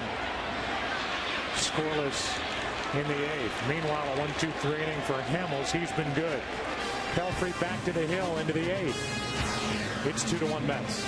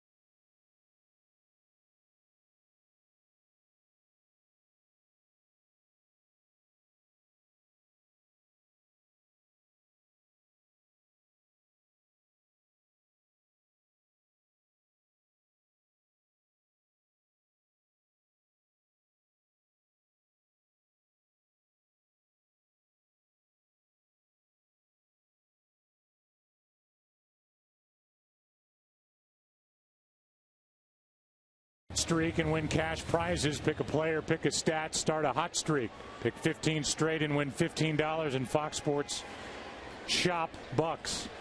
Play today at foxsports.com/fantasy. Plus pick the most correct in 1 month and win $500. June 1st is next Wednesday, so get your streak started now at foxsports.com/fantasy. First up is John Mayberry with a pinch hitter Ross Gload on deck. And a season-high 10 strikeouts for Hamels. His night is finished. He goes 7. Allows 2 runs on 7 hits. No walks. And there's Ross Gload. Retiring 11 in a row. Jose Contreras up and throwing. Pelfrey's retired 10 in a row. Hamels retired 11 in a row in his exit. Pelfrey's trying to get through the 8th. He has help behind him. The left-hander is Mike O'Connor, and the right-hander is Jason Isringhausen. Joe, just seeing Rich Doobie, the pitching coach of the Phillies, reminded me of a very, very warm event this spring when Rich Doobie had a chance for the first time to see his son Michael pitch for the Pittsburgh Pirate minor league system in a game that the Phillies played in Clearwater. Talk about a proud papa. Count 2-2 from Pelfrey. Rich Doobie in his 7th year up at the big league level with the Philadelphia Phillies. And what a job. And you know what they think of somebody like Doobie when you have that much invested in this rotation. That's right. Very good point. And it's all in his hands.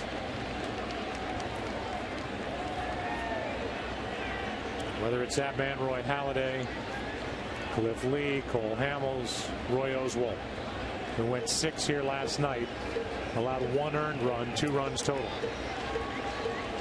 Here is a 3-2. And that's into right center field. And a heck of a catch by Angel Pagan, 1 away. Almost overran it. Then he slows down to catch it about the middle of his body. He thought he was going to have to reach it. At least it appeared that way to me. Very close to overrunning it, but a fine play by a fine outfielder. Then he lands on his left side. He was out with a rib injury. Initially ruled an oblique strain, but it turned out he had a rib injury. He got a cortisone injection, and he has been pain-free. But a nice play for out number 1 here in the 8th, and that one is upstairs to the pinch hitter Ross Gload. Ross with a pinch hit in last night's ball game, top of the 9th inning, an inning in which the Phillies scored 3 runs to beat the Mets 6-4. Mets scored 1 in the bottom of the 9th. Not quite enough. Gload is playing with a small tear in his hip, but he's been so good off the bench this year for Charlie Manuel. Trying to play through it.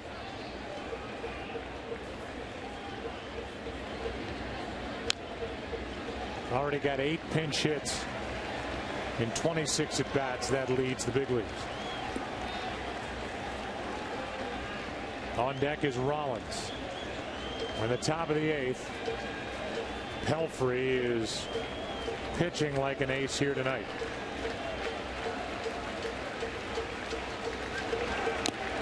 And he continues to. 2 away. Strikeout number 6. 12 in a row now, retired by Pelfrey, coming inside to get Gload. Inside part.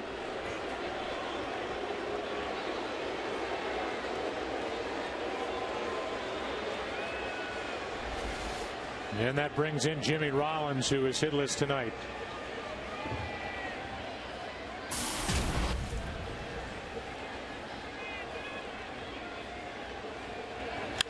And he's on with 2 outs.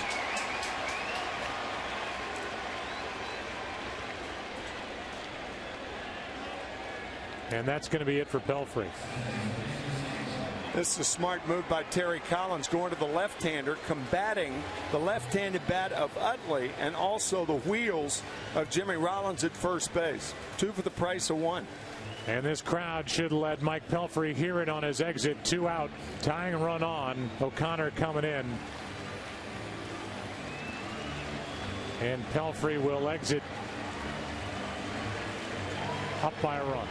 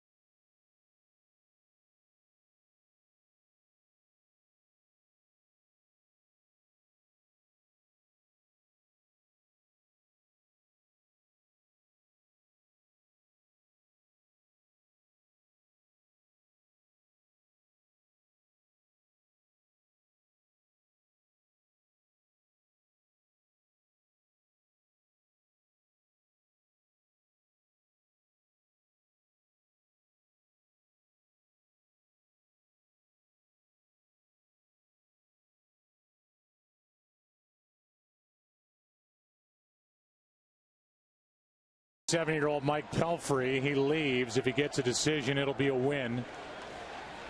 Tying run is on at first with 2 out, and the batter is Chase Utley dealing with Mike O'Connor, who has not allowed a run. 6 2/3 scoreless inning.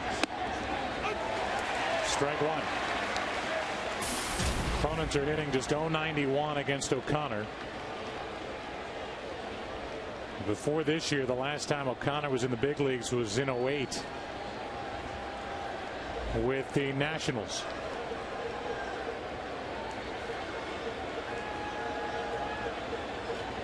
The 0-1. Strike 2.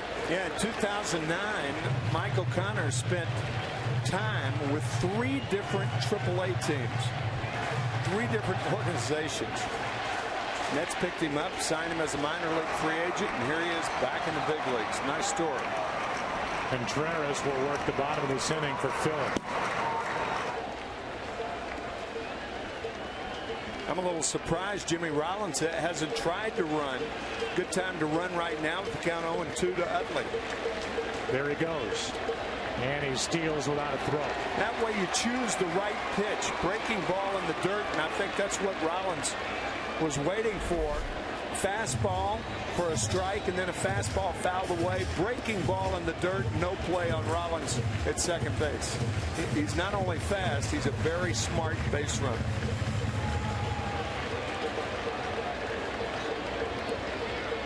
So Utley, who has a double and a run scored, he has 1 home run for his only RBI, playing in his 3rd straight game, tied with a hit.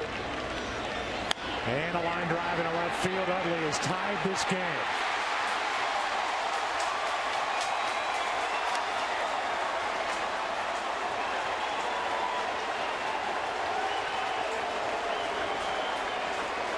And all of that work by Mike Pelfrey. O'Connor faces one man, and Utley gets the left-hander to tie this game at 2. And that same exit will not happen for O'Connor that happened for Mike Pelfrey.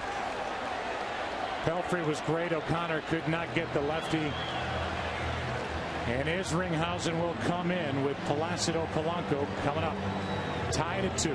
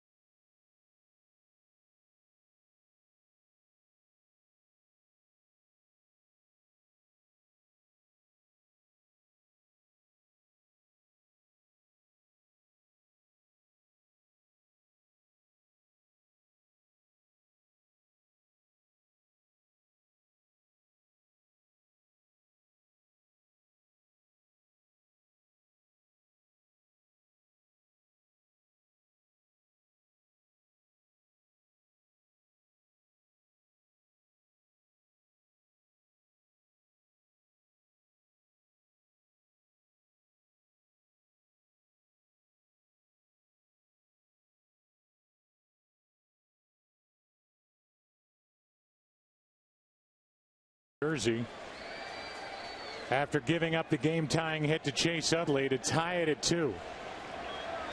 And here is Isringhausen, who allowed a run last night. There goes Utley, bad knee and all, and he steals second, will pop up and go to third, and the go-ahead run is 90 feet away. Stolen base, E2. 2 out, nobody on. Mike Pelfrey gives up the single to Jimmy Rollins. And then after Rollins steals second base, the single by Utley, Rollins scores. And now Utley on the first pitch takes advantage of Terry Collins bringing the right-hander in. So he steals second base.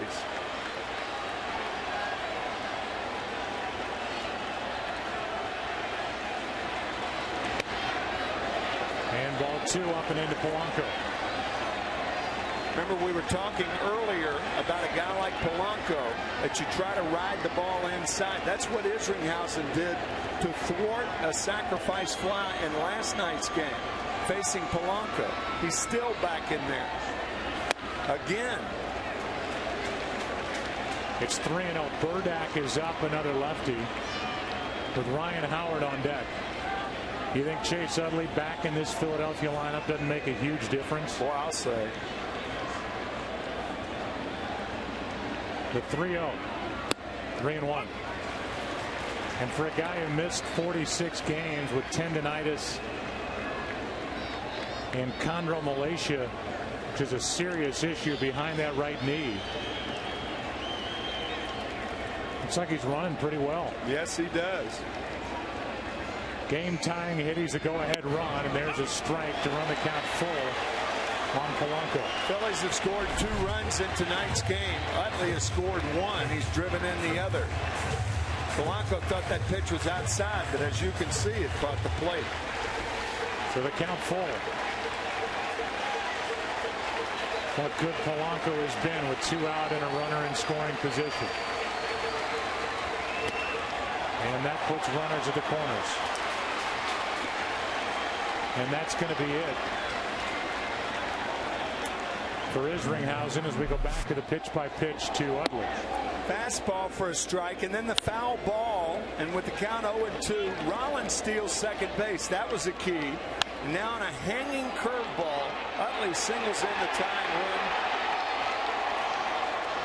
And Pelfrey, Mike Pelfrey, who started this game, will get another no decision. And this is the 4th pitcher of this top of the 8th. Tim Burdack, the lefty, to deal with Ryan Howard in a tie game in New York.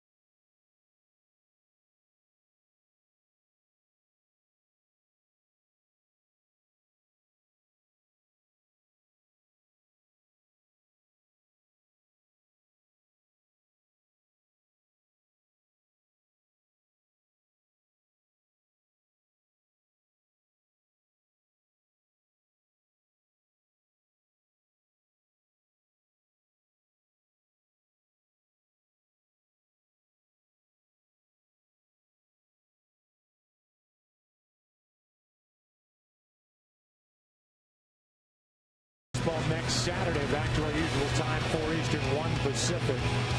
And there are the matchups. Cubs at the Cardinals, the Rockies at the Giants.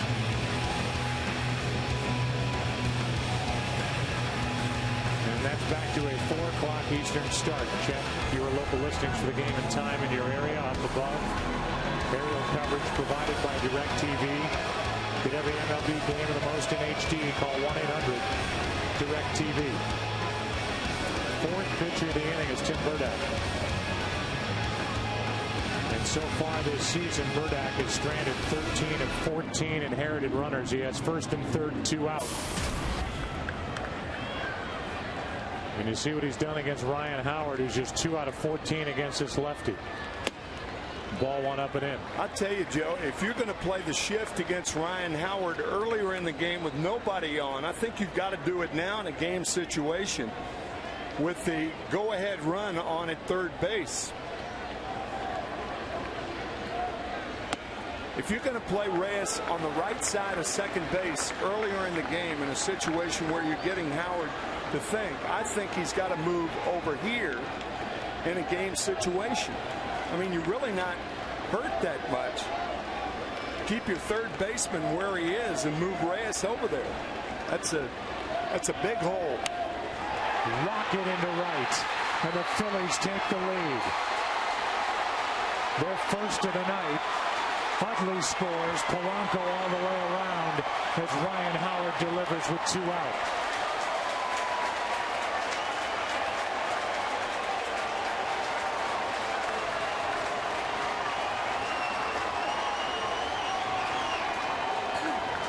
And this bullpen for the Mets, which has really struggled, has had a rough top of the 8th inning after Mike Pelfrey was so good for 7 2/3. So good, and 2 out and nobody on.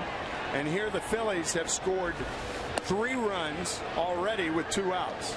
RBIs number 39 and 40 for Ryan Howard, his 13th double of the year. Last night the Phillies tied it with a run in the 8th and got 3 in the 9th to win it. Tonight it's 3 in the 8th. And their first lead is 4-2. As the count evens 1-1 on Ibanez.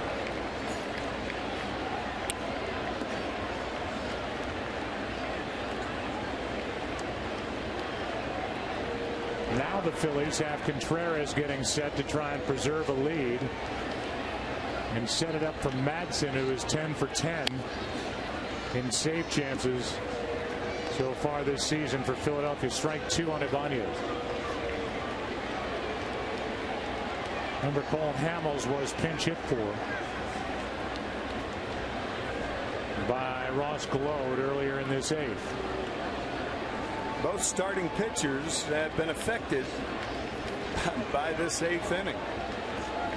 No decision for Pelfrey, and Hamels can only win it now.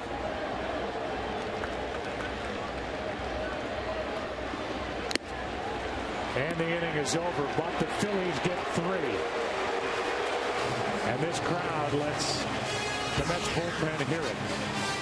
4-2 Philadelphia after 7.5.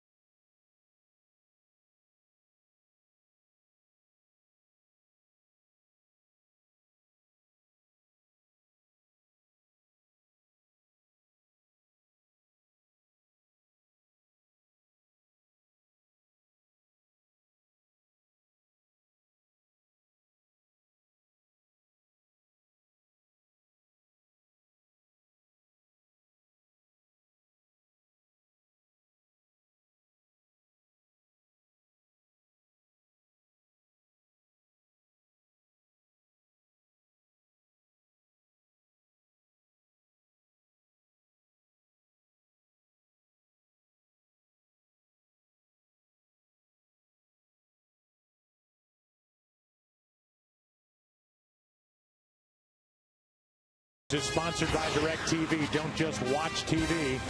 DirecTV. And by Lipitor. Coming up next on Fox, your late local news, followed by Fox Late Night, featuring Fringe and 30 Seconds to Fame. Check your local listings. Jose Contreras, who was on the disabled list with an elbow strain, went on the DL April 24th, was activated on Thursday. And this is where the Phillies, now with Contreras, have a pretty good 1-2 punch. With Madsen, the closer, and Brad Lidge working his way back. Strike 1 to Reyes. Yeah, you know what they've done, Joe? They pitched their way into being the 1 and 2 guys at the tail end of the bullpen. Nobody knew that they could do it. Absolutely, because Lidge was their guy for such a long time. But you put professional people in situations where they can succeed, and Contreras and Madsen have done a terrific job for the Phillies. Antonio Bastardo has surpassed J.C. Romero in the Phillies bullpen as a lefty. Here's one in the left. Red Adebayo is one out. And Jose Reyes 2 for 4 on the night. But they didn't even, Contreras wasn't a reliever really until last year. That's right. That's right. Just called up Dale Thayer. Right-hander getting loose. And we probably will see him in the top of the ninth. Here's Justin Turner. Guys, you remember all the fanfare when Jose Contreras signed as a defector from Cuba, signed with the New York Yankees as a starter? To his right, Utley, who's really moving well. 2 out. Say it again, this is a Philadelphia team that went 9 straight games. They lost 6 of those 9. And for all this firepower and all the pitching, they scored 3 runs or less in 9 straight. Since Chase Utley has come back on Monday, and he went 0 for 5 in that debut on Monday. Charlie Manuel's club had scored 34 runs over the last 5 games coming into tonight.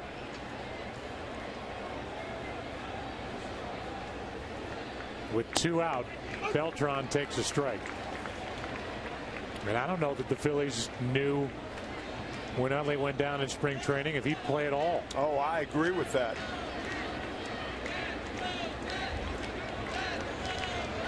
Typically, surgery is needed for what Utley has. Chondromalacia, tendonitis, and then an intense rehab. The 32-year-old opted for just intense rehab. And he is a big piece for this Philly team. That's strike 2 on Beltran.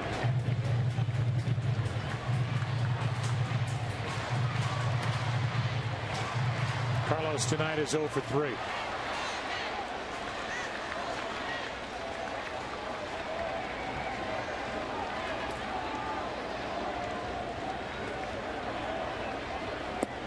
And the inning is over as Contreras made it look easy.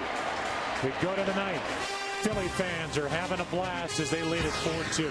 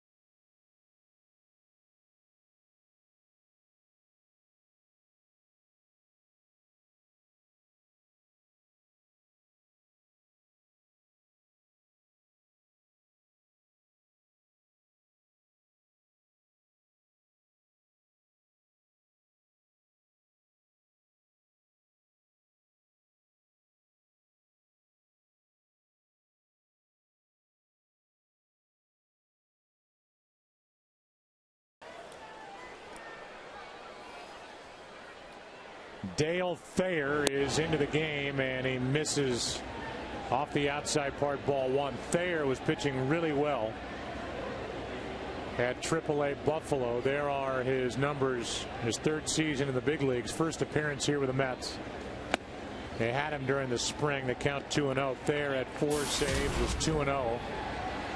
And an ERA of just over 2 in 20 games at Buffalo.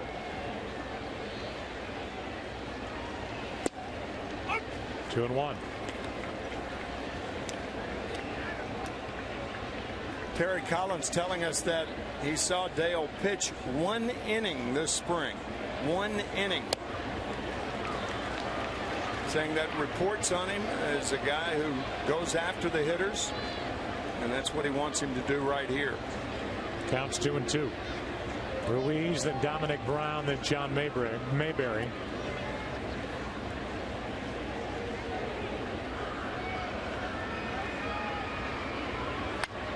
And a jam shot to Hada. 1 out. Tim, did you know that one of the things you can do at the fan cave is have your memorabilia professionally appraised? Yes, I did know that. Brandon, Carver's 64 World Series ring. How much can I get for it? You can get some really good money for this ring. Brandon, how much are we talking about? Well, I mean, we're not talking about... Give me that ring. Fox isn't paying you enough? Tim, I got wardrobe expenses, bow tie expenses. The Fox Saturday Baseball players, Tim McCarver and Ken Rosenthal. I was ready to yank him out of his bow tie, taking my ring like that, trying to peddle it. And by the way, Ken Rosenthal's bow tie tonight is camouflage in honor of Memorial Day weekend. Right. That was a fun gig. I enjoyed that. So did Ken. Counts 2-0. It have a little Larry David feel to it. It did. Huh? Into left. Bay will watch it go over his head. And Dominic Brown has a 1-out double.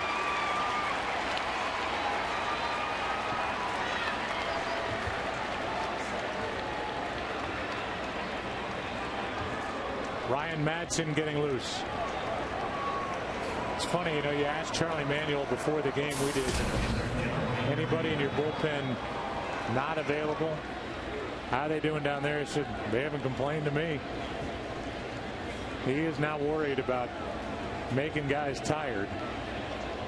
Unless they say something, Charlie Manuel assumes that they're pretty much ready to go.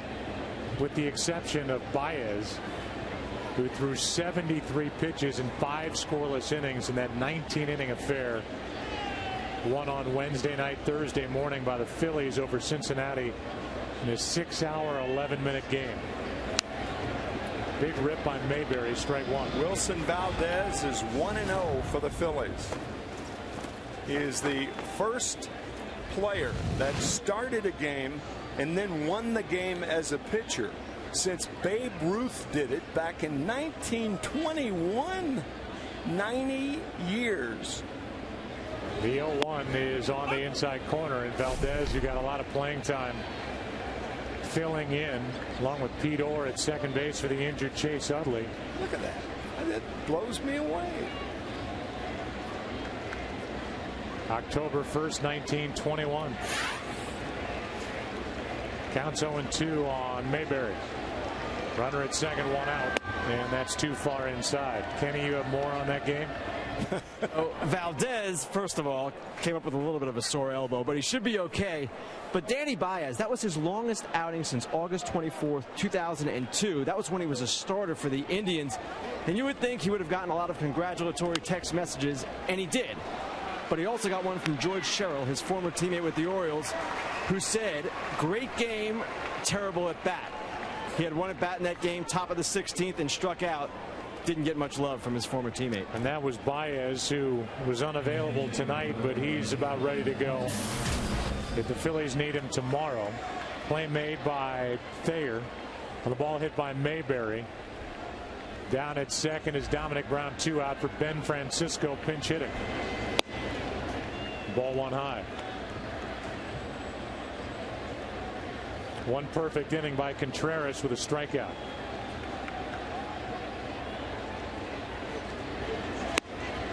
Ball 2. Ryan Madsen getting loose. for Bay, Nick Evans, and Angel Pagan.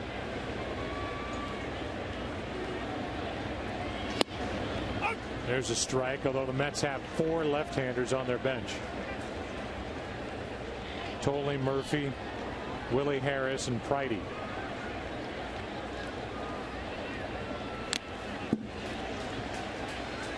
2-2. Francisco has had a rough start to the season, hitting just .216.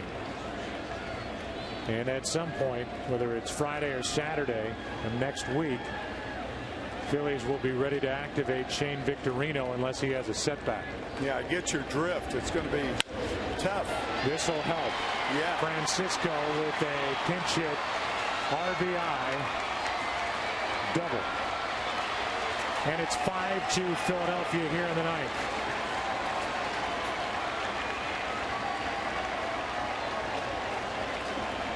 So Dominic Brown, who has 2 hits tonight, doubled in the inning. And Ben Francisco brings him home.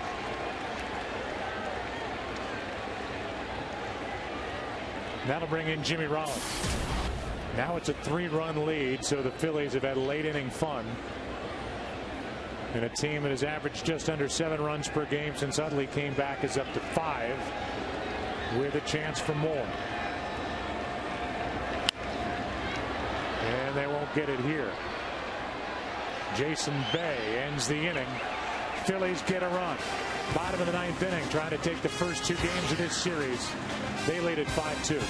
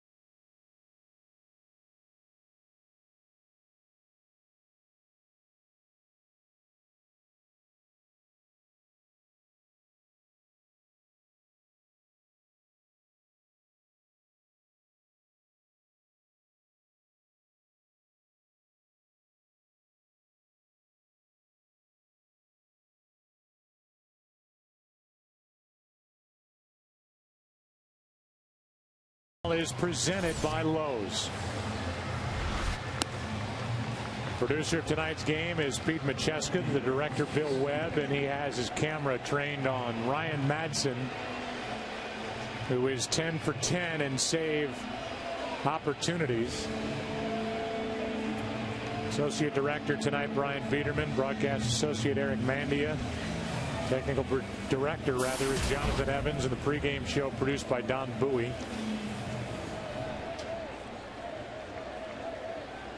As Jason Bay leads it off against Madsen, who follows Contreras, who took over for Hamels, who was outstanding in 7 innings.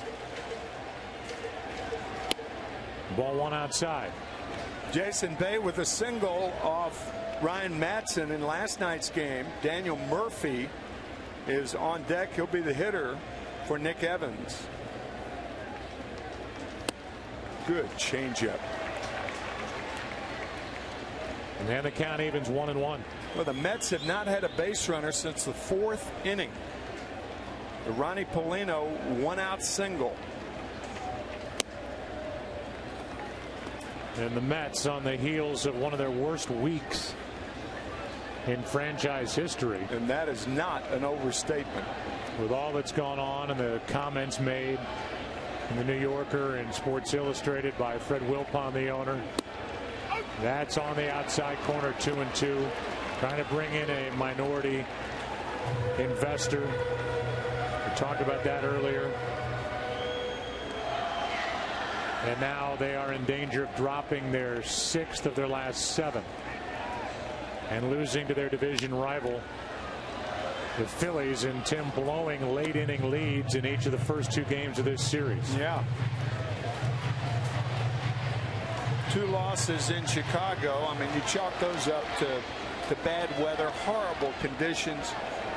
These last 2 just not up to snuff against the Phillies. Here is a 2-2. Count is still 2-2. On deck is Murphy and then Pagan for the Mets, who are trying to salvage something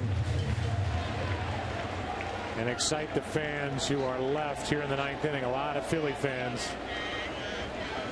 Phillies have the most wins in the major leagues. That's inside, a full count. Mets got their nickname Amazins from Casey Stengel's days as the first manager of the Mets starting in 1962. I wonder if Casey would consider this an amazing week. I think he would. Here's a 3-2. Another foul, amazing in a different sense. Yeah. Yep.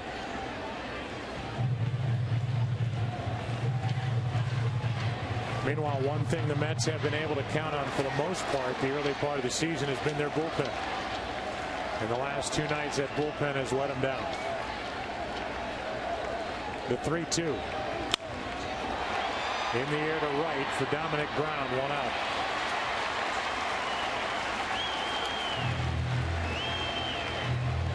Because the health of Brad Lidge, the usual closer, has been on and off the last couple of years. Madsen has had to close games, but he has taken over this spot. I mentioned 10 for 10, and even with Lidge on his way back, basically starting his own spring training, and they hope to get him back mid to late June. The plan is right now for Lidge to set up Madsen the way Lidge once did in 2003 in Houston for Billy Wagner. Strike 1 to Daniel Murphy. Phillies were certainly not aware that Madsen could develop into the everyday guy.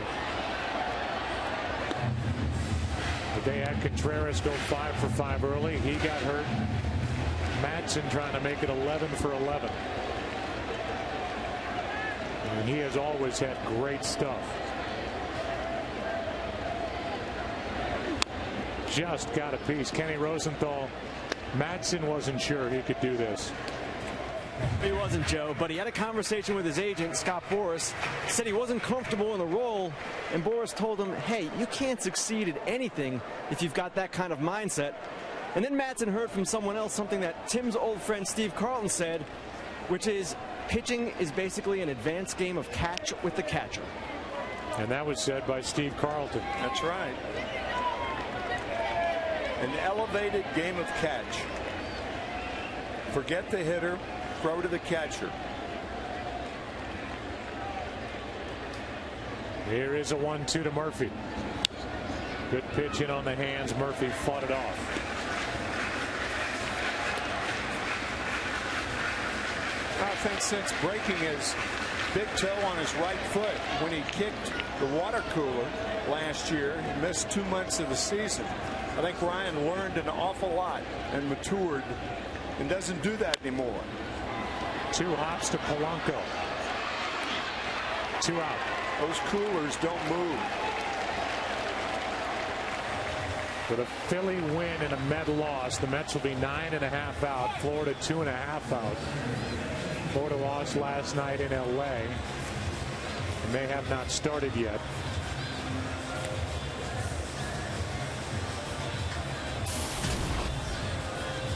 Yeah, Madsen lost, given up 3. He was not in there in a save situation, but he lost on Tuesday to Cincinnati, allowed 3 runs in the 9th. Here's Pagan, last chance for the Mets. Strike 1. Madsen came in having allowed 1 run in 19 innings. And he said in the past, a game like that would have gotten to him and really bothered him. Who knows how he would have rebounded, but he's learned a lot. And that experience with his good stuff makes him a dangerous pitcher. That'll end it. Phillies have taken the first 2 games of this series as they win here tonight. A final of 5-2. What a way to go out, Joe. 17 Phillies make that 17 Mets were retired from the 4th inning on. Nobody reached since 1 out in the 4th. The studio will take it on the other side of the break as the Phillies win their 33rd of the year. Hamill's the winner. He deserved it. The save from Madsen, the loss to Mike O'Connor in a 2-hour, 46-minute game. I guess it's Bee Gees night tonight on Fox. They'll take us out. Where are my platforms?